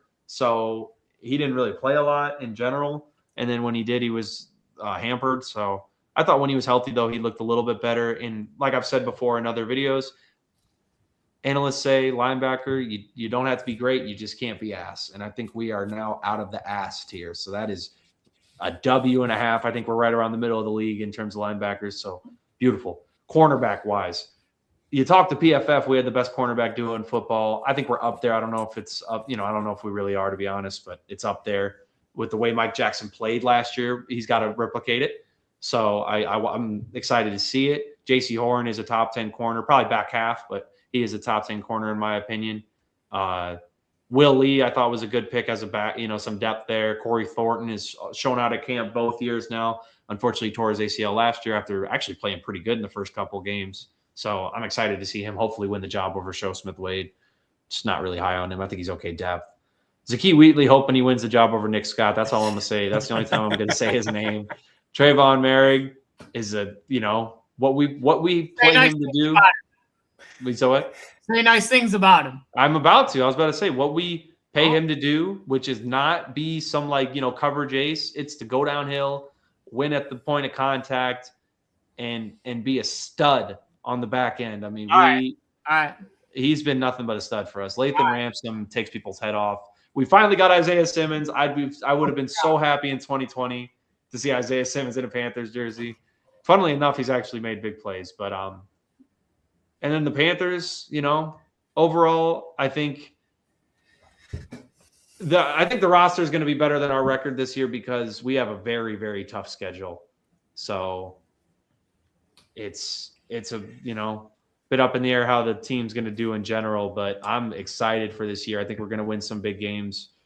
But we'll have to see. It's a tough schedule and a lot of wild cards up in the air. Dave Canales still has some things to prove, and he's going to be not in a play calling situation. So I want to see him get a better hold of this team. I think he's already hasn't lost the locker room at all. So it's a good thing for the, Carolina Panthers. And I excited, see the team.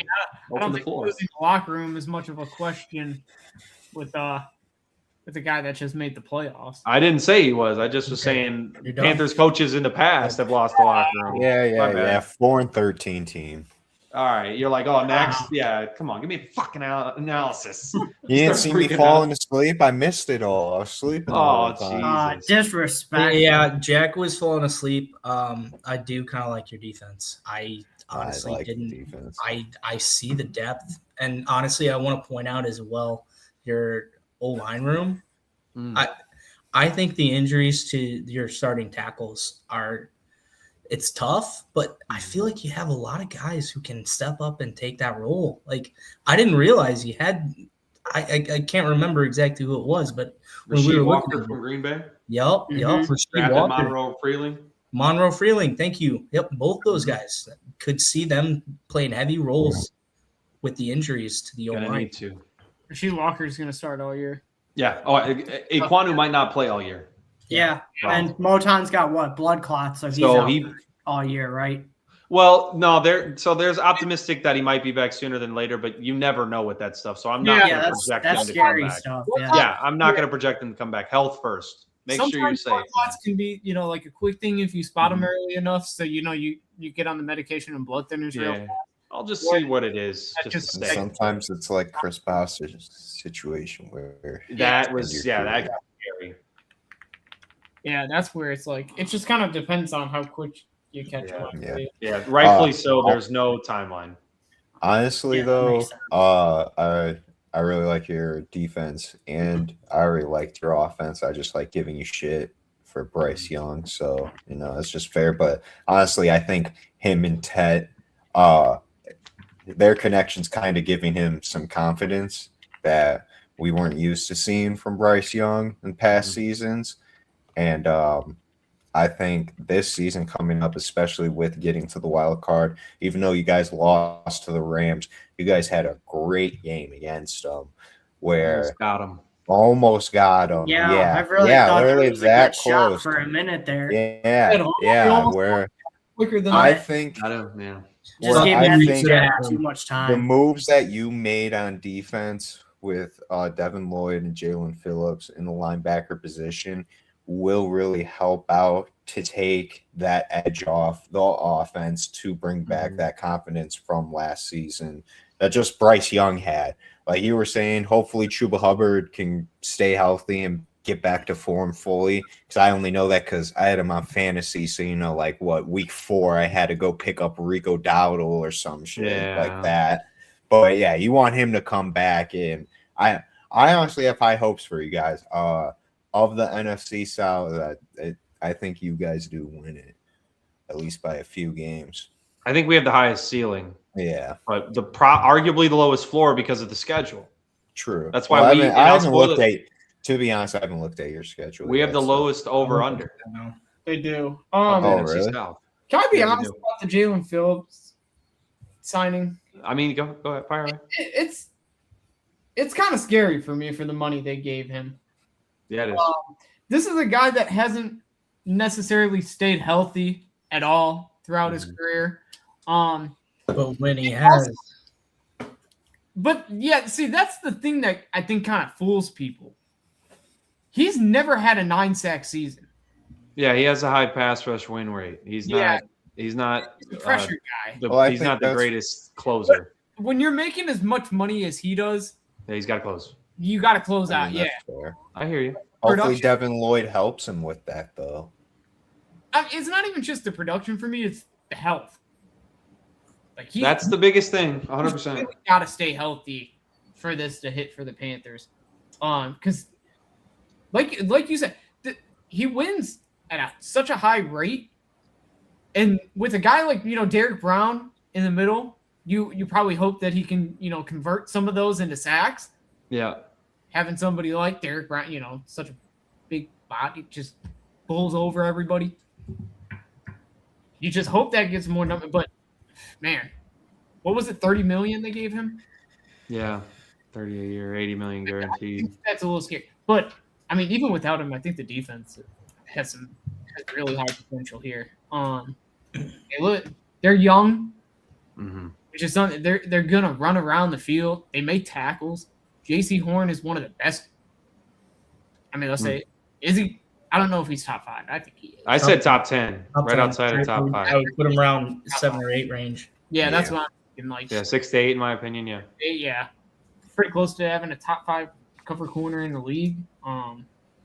Mike Jackson, according to last year at least, is like top 20. I was muted, but I said you're welcome. So. Oh, thank you. I didn't want to interrupt us for nothing. Michael Barrett. Didn't want to interrupt. You're welcome. Thank you for How much of a step do we see Bryce Young taking? I think that's kind of like what pushes this team much further. Well, that's why I said it's nice that he built that strong connection with Tet last season and they were able to make the plays they did. I think that's really going to help him into this season because, yeah, I agree. Like, that was usually my question every season, though, is what are we getting out, Bryce? Even off last, like, even just based on, there still needs to be another step. Yeah. Oh, I agree. I think he's more confident to take that step now than in past seasons where, in the past where it's like, hey, man, like, you ready to start? And then he got benched for Andy Dalton. Yeah. Like. I think a big thing for that is he finally, this is his first year, or second year now, having an actual number one. 2023, his number one was Adam Thielen and DJ Chark. Yep. 2024, Xavier Legette was his number one. Like, we got to, we do have to take that into account. We thought it was something going into the year, though, to be fair to that. But it never ended up being anything. I guess I'm going to check everybody's confidence level on Bryce Young because I think Bryce Young is kind of like the X factor of this team. Yeah, he is. As far as he goes is how far the team's going to go. I also want to bring up, nobody mentioned his name. Jonathan Brooks is back. And yeah, I brought him up. Yeah. Oh, sorry. No, you keep it going, though. I didn't go in depth. If Chuba Hubbard's still having problems with his calf and just, yeah, that would be rough. There's a real chance I think Jonathan Brooks is a starter. I'm in. He showed a lot in camp. Yeah, I really want to see it in game, That's what I'm saying. I'm a big Jonathan Brooks guy. I think he could be a starting back in the league, but he just every time he just gets on the field, something unfortunate happens. I was hype on him coming into the league, and then it sucks that he just keeps getting these injuries. Yeah, I know. You just can't catch a break. That's why he was a second rounder and not a first rounder. Yeah, because he cannot stay home. He's better than Chuba, to me. I think so. I think it's a I mean, I think Chuba, if he gets back to that 2024 form, though, I mean, he ran for 1,200 yards. That's where. That's no slouch. Well, Chuba went down, and what's his name came in? Rico Dowdle. Yeah, Rico Dowdle came in. But now Rico's on and Rico didn't Pittsburgh. give it back until back towards the back half of the season when Rico, nobody wants to talk about how he slowed down. And Chuba. Yeah, no, I mean, I want to say I think it's a byproduct of the O-line. I think that O-line is really solid group. Yes, it is. No, I it's. guess here's spent another. a lot of money for it. Here's another question I have, I guess, that I could pop up. Speaking of Rico Dowdle, we know last season he had a couple really huge rushing games. Yeah. Where he kind of 200-yard games. Yeah. Do we feel like there's somebody on this roster right now offensively for Carolina that can, if there's something needed with that type of explosion needed for offense? Do we think, Chuba Hubbard could do that? Do we think Tet could step in? Yeah, I think. I think would Tet say should so. be- Honestly, I think Tet here too. Yes. Ted I think Rowan so. McMillan's your best At bet on that. level, yep. Because I think so too. And also, I want to give a shout out. Jalen Coker could be Oh, what a beast! such a game, Great. I never win. heard of Playoff him. game. game changer. Never heard of him. Had And a then he top just 5 starts putting playoff up wild numbers. card game. Not of all time. My So bad. He had a good. top. Let me mix my words up. He had a top 10 playoff performance from last year. Yeah, He had 9 grabs for. Yeah, he really clutched. He really clutched up he was last excellent. year. Well, He's clearly the number 2 over number 17 at this point. Will, an undrafted receiver from Holy Cross. Steve Smith Sr. What called him the- out on his podcast. It's 2024. That's when he got undrafted. Jesus. Yeah. He got paid. Undrafted. Yeah, So we you paid got him already. yourself your own Doug Baldwin then. Yeah, 3 years for $39 million is what we Damn. paid him. Yeah, So if that's not Jalen bad at Coker all. takes a step like I'm expecting, because last year I expected a step, but he came into the year hurt, so that's why I his was stats going to weren't say he there. was hurt, but later on in the If season, he takes that step, I'm expecting to get near 1,000 yards for only $13 million a year in this market. Come on, man. That's pretty good. That's Steal. like more money. And then I just want to take a vote because obviously I know how Michael feels. Before we get to the over-unders, unless there's anything else you wanted to, you guys wanted to bring up about the team. If you guys want to do it before I do this. I'll explain like why I did so and so for the over and under, but Okay. there's everything else has pretty much been covered. Team, It's yeah. really hard. All for right, me yeah. to- I was like, I think I did a pretty decent job. All right. Michael thinks Lad's better than Tet. What do you guys think?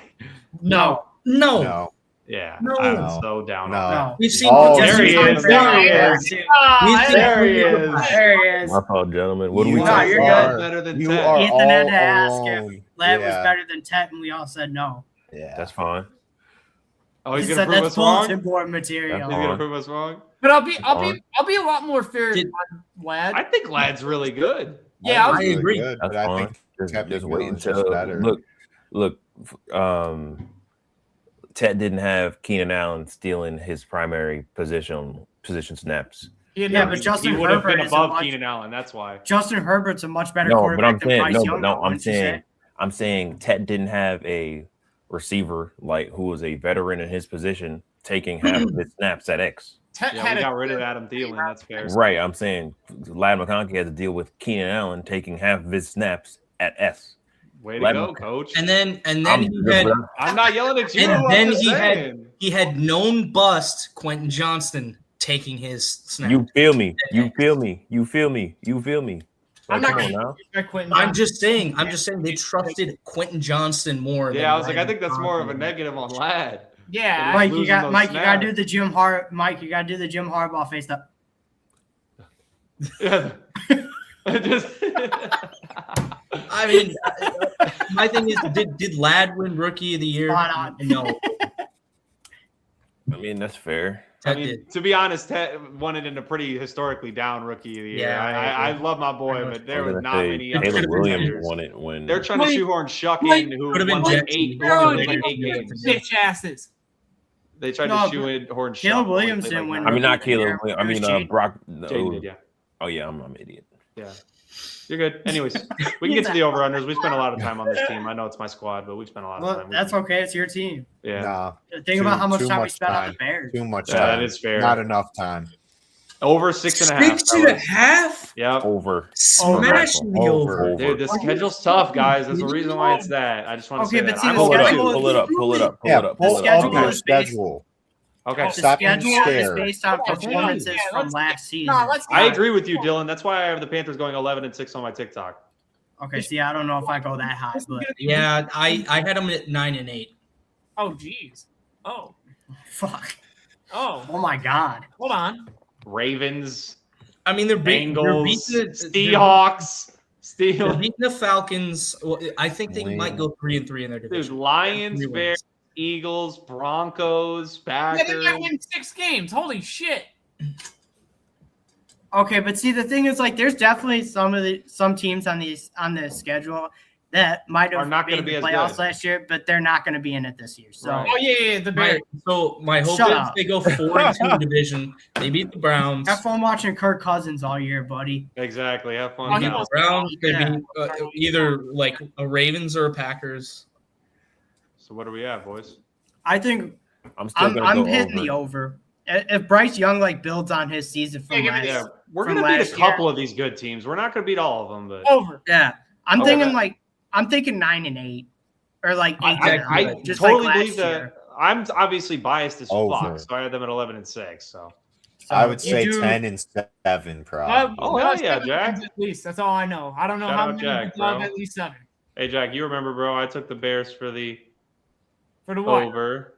Sorry. I'm the only one that took the under on the Bears? Yeah, you were. Yeah, we went over this. You What a bunch of weirdo imbeciles. wanting to be Yeah, you- different. What a bunch of imbeciles. Yeah. You rat-faced Fucking imbecile. Weirdo living in Delulu land over Got a here. bunch of slow brains over here, guys. All right. Well, Okay. we're gonna Says the Raiders. folks. We're gonna tag team the Saints. Nobody personally has the New Orleans Saints, so So yeah, BDT. Since this is your favorite AFC South or NFC South team, why don't yeah, you my go ahead real and take over? the guys have fucking swept us. I really want to talk about them, Can right? you give us a breakdown of And Tyler? Tyler Shuck. Yeah, can you give us a breakdown of Tyler Shaw? I know you got to see him. His Statistically, throughout his Get the hell out career, of he the will pit. get hurt. Statistically, throughout his career, he will get hurt.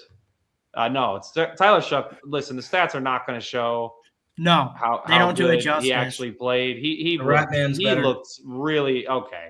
He All looked really good down the Put stretch. Will backstage. I mean, sweeping the Carolina Panthers, who are not any by no means juggernauts, but they did sweep them. They beat the Bucks late in the season. They did get swept by the Falcons, unfortunately for them. But in the last game, it's not like they had any consequence for them. In fact, it actually probably did them better for them to lose, if we're being real. So just a little better of a pick. I think who did they get in the free? Yeah, I was about to say Jordan Tyson. Yep. I'm incredibly high on Jordan Tyson if he can stay healthy. That's a number one receiver next to Chris Olave, who is just got paid for $130 million, I believe. So Yeah. he got his money. Devon Bailey as a third receiver, I think I'm pretty high on him. Like Drafting Barryon Brown as a deep threat, Bryce Lance as a deep threat as well. I think those are two good dart throws. I think Barryon Brown might be more of like a special teams guy. Bryce Lance is going to surprise some people. Watch.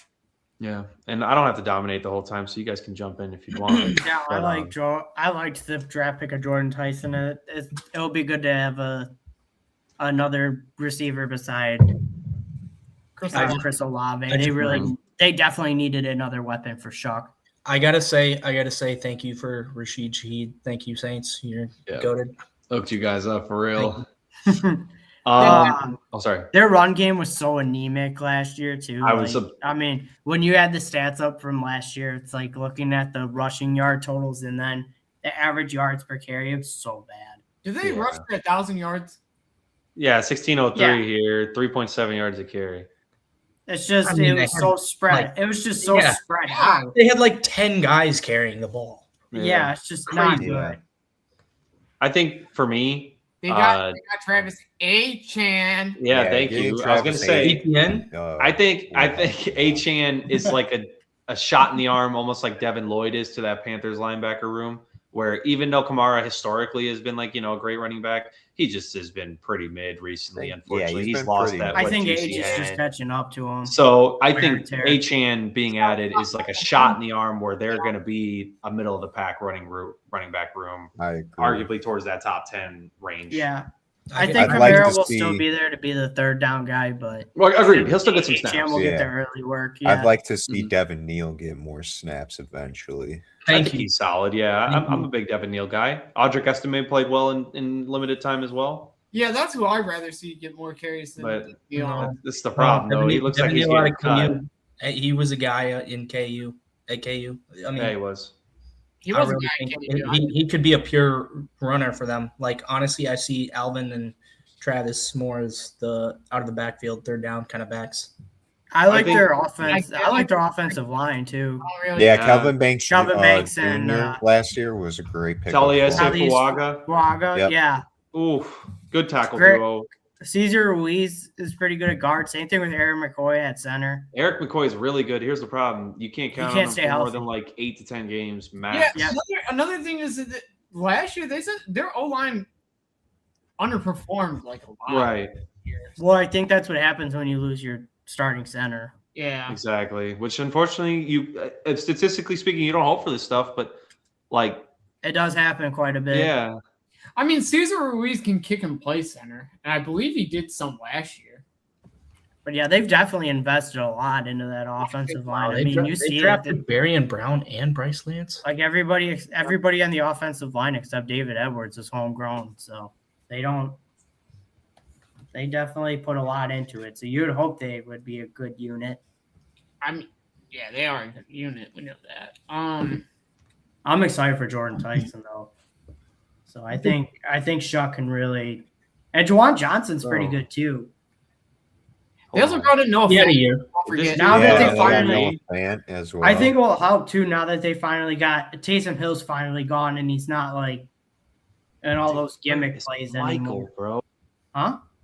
I think this guy went to OE. Alex Wolfschlager. Yeah, I mean, I've heard of him. Well, when he I gets think back, he went ask to him. Oswego East. Yeah. All right. My bad. We can stay on topic. Nah, you're good. But defensively- The end. should we talk about the defense now? Yeah, right. Yeah. I think we Yeah. I was covered like, the offense pretty much. I think. Yeah. Yeah, I mean they've got some good pieces on the defense too. Mm. Kool-Aid McKinstry, Jonas Sanker. Love the pick of Kristen Miller up front as well. Yeah, the corners, Yeah. Quincy Riley's like, he's all right. Kool-Aid McKinstry, I like. Saints corners always seem to kind of overperform a little bit. What you see on paper, they seem to play a little bit better. Right. It's like a very mid defense to me. Very. I agree. It's It's not average. great by any means, but A little it's- bit less it's not than bad. average, You Chase could Young, I definitely think do worse. edge rushers. Here's the thing, they got to. That's kind of one of the strengths of their team. You got Chase Young, who's played really well for them. Carl Granderson's a good 3-down lineman. Or no, he's more of a DPR. My apologies. Well, Cameron Cam Jordan had a real resurgent year last got year, so booted he to can the second even position. trying to keep form. Michael, let me real quickly sidetrack. Didn't this guy go to OE? Yeah, bro. What? I was about to say. I swear to God, yeah. Too funny. Yeah. Yeah, my Is bad. he a UDFA? Yeah, Yeah. that's what that means. I think CF. Yeah. He went to yeah, went here, to Bowling Aqua. Green. Yeah, he went to Bowling Green. Yeah, he was. Yeah, I like think he he transferred does. to Kentucky though. Yeah, Because he it went says to he went to Bowling Kentucky. Green for 3 years. Then his last year, He went was to- all SEC, bro. Yeah, bro. He was Holy fuck. always tall. He was like, I remember he was like 6'4" or something Yeah. when he was a sophomore. But he was Yeah. super skinny. And then I remember I seen his Instagram one day on the Explore page, and bro was massive. I'm like, okay? Question mark. All right. Yeah, true. Now he's going to be blocking for Yeah, you. no, but shout out, bro. Yeah, he's doing great. Shout out That's- him for real. Yeah. Hopefully he makes it. Yeah, for the scout team. Yeah, I think the linebackers Better for than them- no team. Ass up, Will. Exactly. Bro. Yeah, hating ass motherfucker, for real. You making more team. What team you on? Right, Yeah. making more. Look, Yeah, making big more six. money than you. Jordan. making more- Will's on Big the six. Look, Will's he on making Pick more the- money. six. Did he get a pick six? Look, he making more money on the practice squad than you will in like 5 years of working. Got him. Damn. Will's All on right. Jordan. Let's stop roasting Will. Sorry. It's easy, guys. We can do I it all deserve day. it. Sorry, I Will. think their linebacker trios, it's pretty middle of the pack, so I don't think it's aight. ass. It's Cade aight. Nelson's Yeah, that's a good all right. blitzer. Stutzman, Okay. I'm pretty decently high on his floor. Werner just Hey, needs to stay Stutz. healthy. But out of Oklahoma. But that's like I said, that's all you need at linebacker. That's why I touched on it. You just need to be defense all right. isn't really bad. They have Tyree Wilson. No, he's gonna play better. Watch, he's gonna get like 8 sacks or something. Yeah, now they left that dump. Yeah, every Raiders. It was like I hated Vegas so much. Every fucking Raiders player just gets drafted, goes to another team, and performs better than they did. Autry. Well, I think their Cleveland Farrell. safety room is pretty mid, in my opinion. I think Justin Reed is all right. Julian Blackman's all right. You know. Yeah, they're all Nothing right. crazy. They're serviceable. They're not gonna. I think the Saints team. I mean, you could do worse. Yeah. I think the Saints team in general is really just pretty similar to the Panthers in terms of it's going to go as far as Tyler Shuck's going to take. If Tyler Shuck really lets that arm and he builds on the end of that season and he comes in and plays like he was arguably a top 15 quarterback, I mean, that'll work. That'll work. That'll The Saints will win some football games because they were the 4th place team in the NFC South. They got a pretty decent schedule. That's why they have a higher over-under than the Panthers. They got an over-under of 7.5.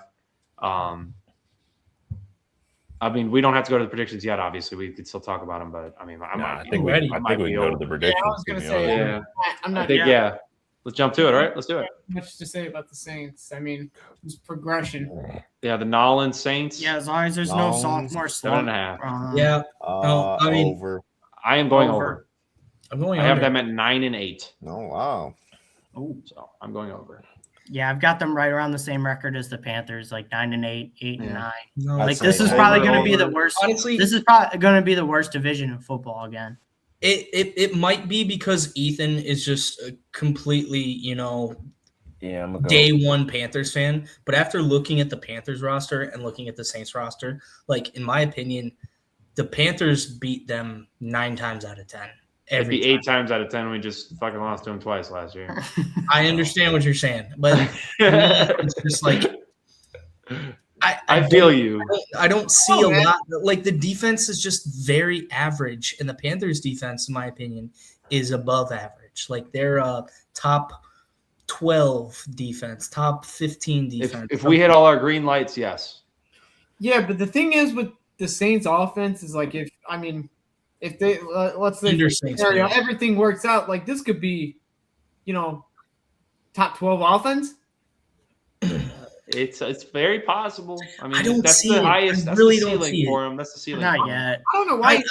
I understand. I understand the Shuck conversations of he had a great rookie year, like above what everybody kind of expected him to be because he was just kind of this old quarterback coming into the league. Right, he had no expectations. Exactly. So he overperformed. I see him either hitting that level or being under that level at that point.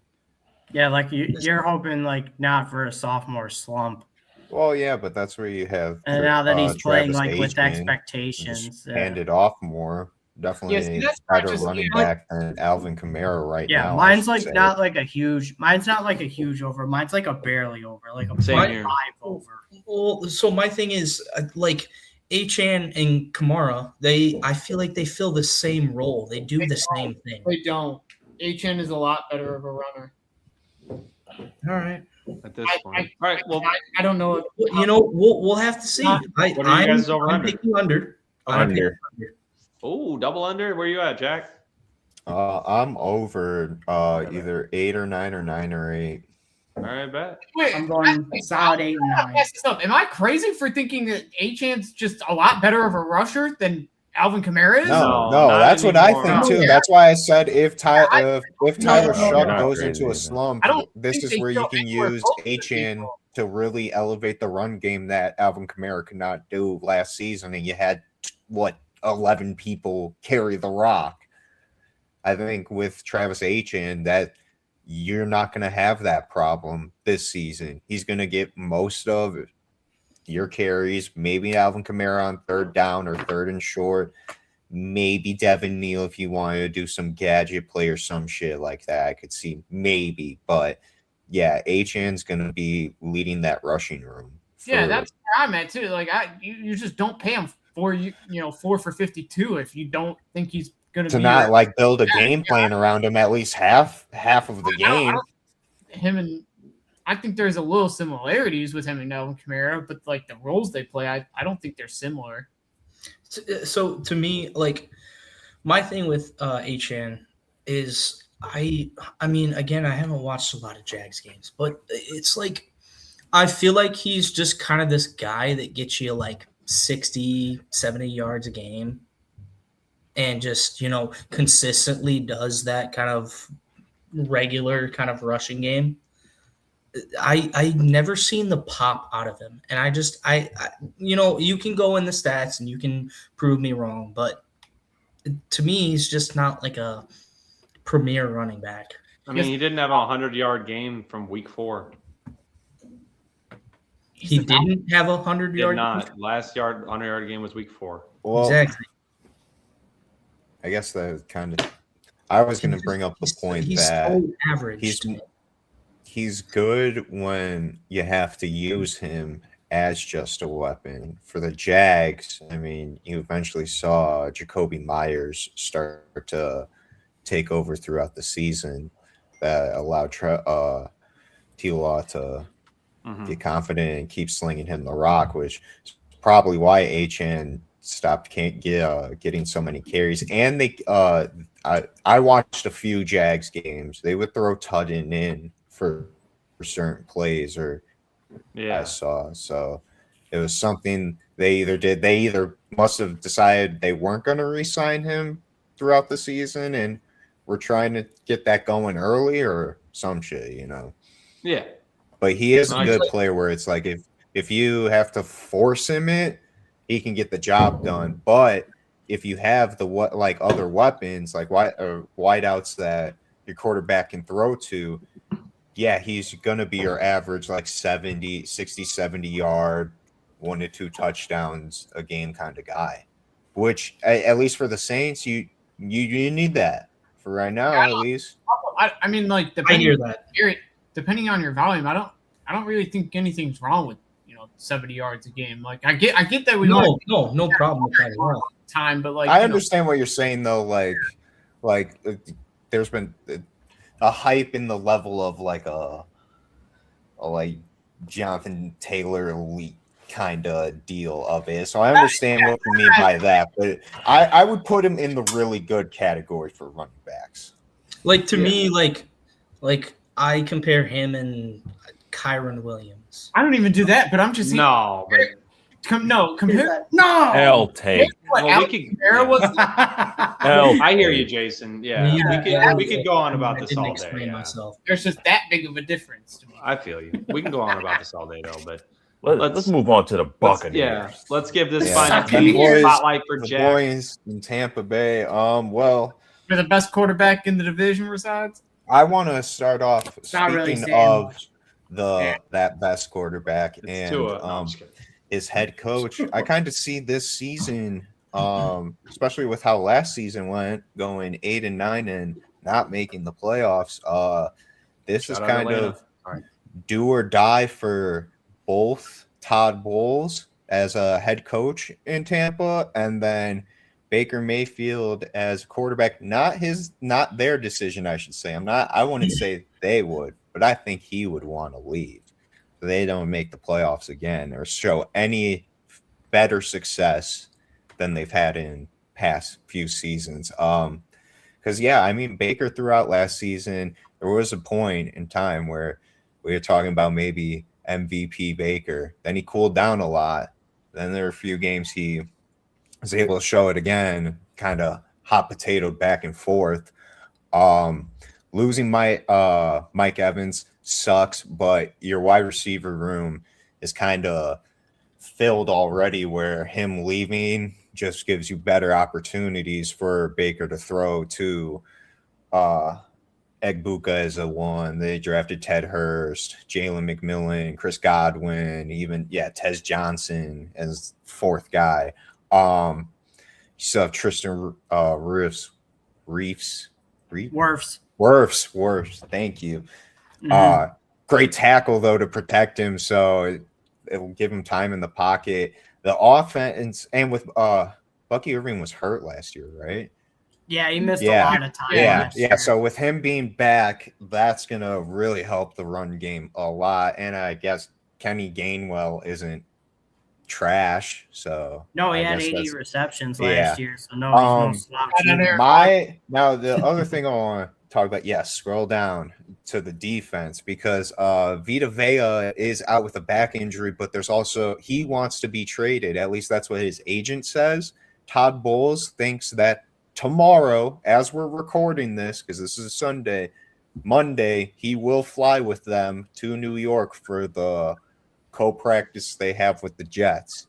Don't know if that will happen. If he does not hop on that plane, I think there will be Vita Vea trade talks coming up because it was kind of from the reports I saw at the injury, it was more of his back hurts now instead of it being actually like a back injury. He's kind of just sitting on the back and holding out. Him and to touch on that, I read that they had already had conversations around him, but yeah, they weren't. I just looked this up. Right, I looked this up. This is from 2 days ago. Yeah, Todd Bowles says he expects him to fly with the team Monday for the joint practices with the New York Jets, despite the back injury and his contract dispute.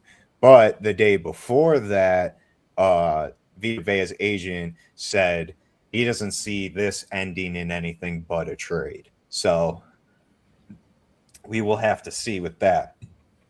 Now, with him not playing, though, I think that allows what I would believe the steal of the draft to really show out, maybe not lead the defense, but kind of get everyone to back him on defense in Ruben Bain Jr. I think it sucks because you'd want him and Vita Vea in that front seven to really disrupt people's offenses. But with him gone, and at least from his demeanor from draft night and on, it seems like he's kind of ready to take this defense, like right from the get-go. Will he be able to do that? We'll have to see from his ability. But I that's a positive I see if they do trade Vita Vea and he's no longer a Buccaneer. You have Ruben Bain in that front seven. That'll at least for that D line linebacker core, he's going to lead those guys for the future. I will say, he apparently there have been reports saying he's been looking pretty mid in camp. Oh, really? Oh, well, really with Ruben Bain? Ruben Bain, yeah. Oh, I'm still high on him though. I'm really high on him still, but here's the thing with that. I probably believe it, but if he's going against the starters, I think the Buccaneers have probably they have a damn good O-line. The best tackle duo in football. Luke Edegui is I didn't know criminally underrated. No, you're good. Their O-line just kind of struggles to stay healthy in the interior, especially I think Mauch didn't play I was about to say year. losing Cody Mauch last year was not. Yeah, because I was going to say I thought I saw Dan Feeney playing a lot. Ben Brennan had also missed time too, as well. I believe as well. Yeah, I think Graham Barton maybe missed some time. I could be wrong. Dude, I mean, the Trout pick. The huge issue we all saw last year with Tampa was just how many guys they had just lost to injuries. Like every week, it was something new with this team. And towards the back half of the season, yeah, and it just felt like as soon as they got, like Mike Evans came back. Oh, here goes McCollum's down. Bye. Like it just they never could get fully healthy. Something that I'm kind of excited to see with this team still this season is going to be the wide receiving core, because holy, this is one of the more stacked receiving cores still, even without Mike Evans to me. Yeah, that's what. Yeah, I really like Mbuka. Yeah, I think Ted. Stop shaking your head up there. I just disagree. I'm going to let you go, but I genuinely disagree. You can call me biased all you want, but I genuinely disagree. Mbuka's a wide receiver one. Godwin's going to show me he's healthy. He said no. No. He said no. Ted Hurst is underrated. I think Ted Hurst is an idiot, Ethan. Something in his rookie year. A less than 50% catch rate on his targets is a fucking wide receiver one. How bad did his play drop off after the first 6 weeks? After his hamstring injury? Okay, I mean, I'm not once again like you said earlier in the pod. Shit leg. And everybody, also, Baker had a shoulder injury for a lot of the second half. I didn't say nothing about Baker. I said Emeka Egbuka. Yeah, but Baker throws him the ball. I agree, and he's got to. I mean, he's got to just. It's clearly that shoulder's been a problem. It's been ailing him on and off for seasons. I mean, all I'm trying to say with this team is how many years are they going to get hurt before we just. They haven't been injured to this extent in past years, but guys like Godwin, I think when is he not? I know 24 he was healthy. I believe When 23 he's he was healthy, hurt. is consistently a top Right, but now 20 how receiver. old is he? Yeah, 30 almost. Yeah. I'm Yeah, not he's super high on Jalen 2017. McMillan. I do think Igbuka is a good player, but I'm just not on that number one receiver hype train. I got to see it. He's from Ohio State. Consistently. The only person who I've had questions from Ohio State is Maserati North. Well, I am one of those guys who have the questions about Igbuka, I guess. I need to just see it consistently. I want to believe in it. Trust me. I was high on him coming out. I thought it was a perfect fit, especially in that offense. So I think it's possible. I just one of the top receiving cores in the league. I think there's 10 better for sure. No, I agree with that. Yeah. I think it's more like potential wise. I'm just higher on it. I guess if they hit all their green I think lights, you probably know. Like this. I didn't even mention Ted Hurst. I think he's going to be their X receiver. I That's think why Igbuka is going to be that's that why- Z. That's why I'm so high. Like I really like Ted Hurst, and he finally is I gonna don't have. think. I mean, betting on a guy from Georgia State to fill in right away. I mean, it wasn't his fault that he had. tall task. It wasn't his fault he had one of the worst quarterbacks in college football. I also feel like that's where I said that Mike Evans competition being wise is gone what I'm gives- talking about. Well, that's why I feel like with Mike Evans being gone, it kind of gives you a chance for that. Not even slot receiver, but like that wide receiver 3 guy in that position open for Ted Hurst to fight against. I'll admit Tez I'm Johnson. wrong if this receiving core is like awesome. I don't think it's going to be bad, by the way. I'm not trying to say it's bottom half. I think it's like right around the middle, in my opinion. Right around the middle, yeah. This receiving core was still like really good last year with it being. I just really was like solid. it too, especially having Baker Mayfield, man. It's like you have a great quarterback to help. Yeah, there's a quarterback that's gonna he'll throw the ball anywhere on the. Yeah, I mean, he trusts his arm. My trust is always in Igbuka. I really think he's going to be that. And also, don't forget about K-Dot this year. Yeah, K Dotton's a solid tight end. Yeah, I don't think he's anything special, but I think he's solid. Oh, he's a good pass catcher. Yeah, he's nothing like super special, but solid pass catcher. I think defensively is really the wild card for this team. I mean, if Ruben Bain, Yeah. I know obviously you said he didn't look great and hasn't really looked awesome in camp, but if Yeah, he we can should be do that guy that we've seen on tape, that's a game-changing edge rusher, and that changes. We all know what a game-changing edge rusher does to a defense. Yeah. That'll change the whole landscape for him. So Did That's Levante David retire? yeah. He's Yes, done? he did. Yes, I forgot Yeah. to mention that. Levante David did retire last So season. now Josiah Trotter's getting thrown in a little bit earlier than I want, but he's probably better than Christian Roseboom. if we're being honest. Anzalone's going to help him out a lot, though. Yeah. Yeah, I think Ashawn Robinson's a little underrated ad for them because especially run defense wise, he's still a stud against the run. He never really has had anything against the pass, but that's not really what you pay him for. Cornerback wise, wild cards. I don't think they're bad players per se, but just a lot to prove. No, there's not a lot of depth either. Yeah, But that's secondary. Kind of my I thing. love Keontae Scott. I'm a big Zion McCollum fan. I thought he stepped into being the cornerback one, and I think he's been decent. And then it's just the depth. Like if either one of their starting guys go down, it's Bad. yeah, it's really, Yeah, it's raw. It's gonna be rough it's if really they lose anybody to injury. But the Don't Bucks, want it. Yeah, I Antoine don't know Winfield's if still a great side. the Bucks with 100%. they've been able to plug and play guys. So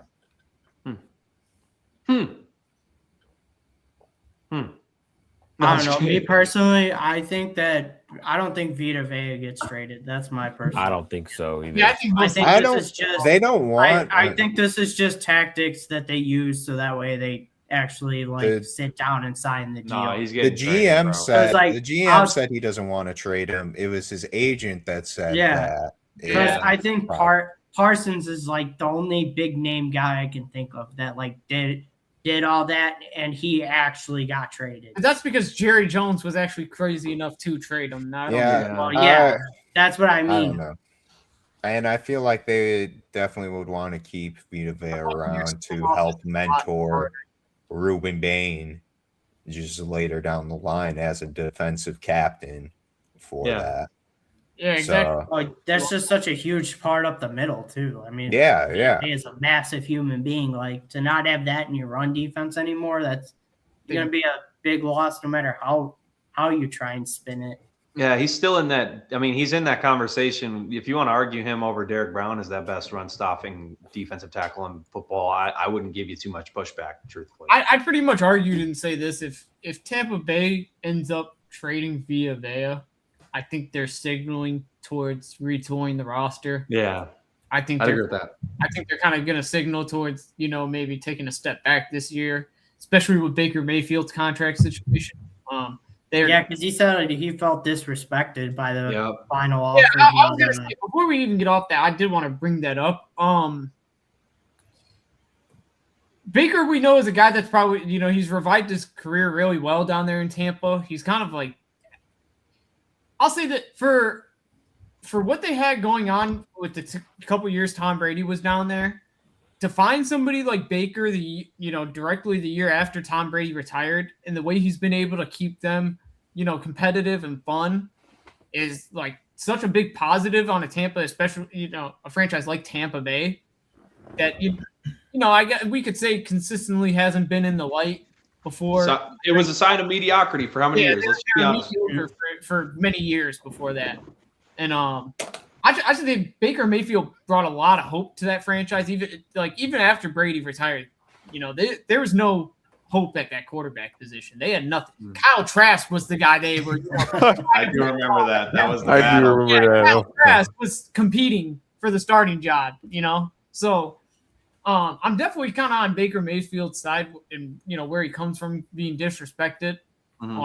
This is a guy that's consistently over the past couple seasons has shown he's a franchise quarterback there. He's got the fan base behind him.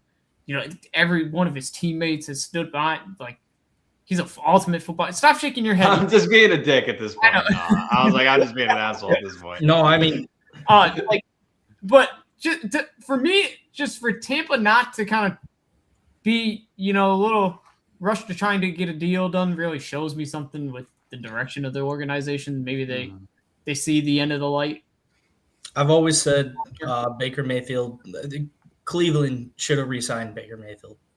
No, they wanted an adult in the QB room. Cleveland would, Yeah, I remember in they my wanted opinion, an Cleveland would not be adult. where they're at right now if they didn't re-sign. No, They needed a guy I don't with disagree with that, Will. in life. Will they needed a guy like that? An Right. experienced man. I don't know, but I feel like if the Bucks have a mediocre repeat season or any worse, basically don't make the playoffs, I think there's a good chance we can see Baker Mayfield trying to go find playing time on another team, because I think there might be a few teams that would want his.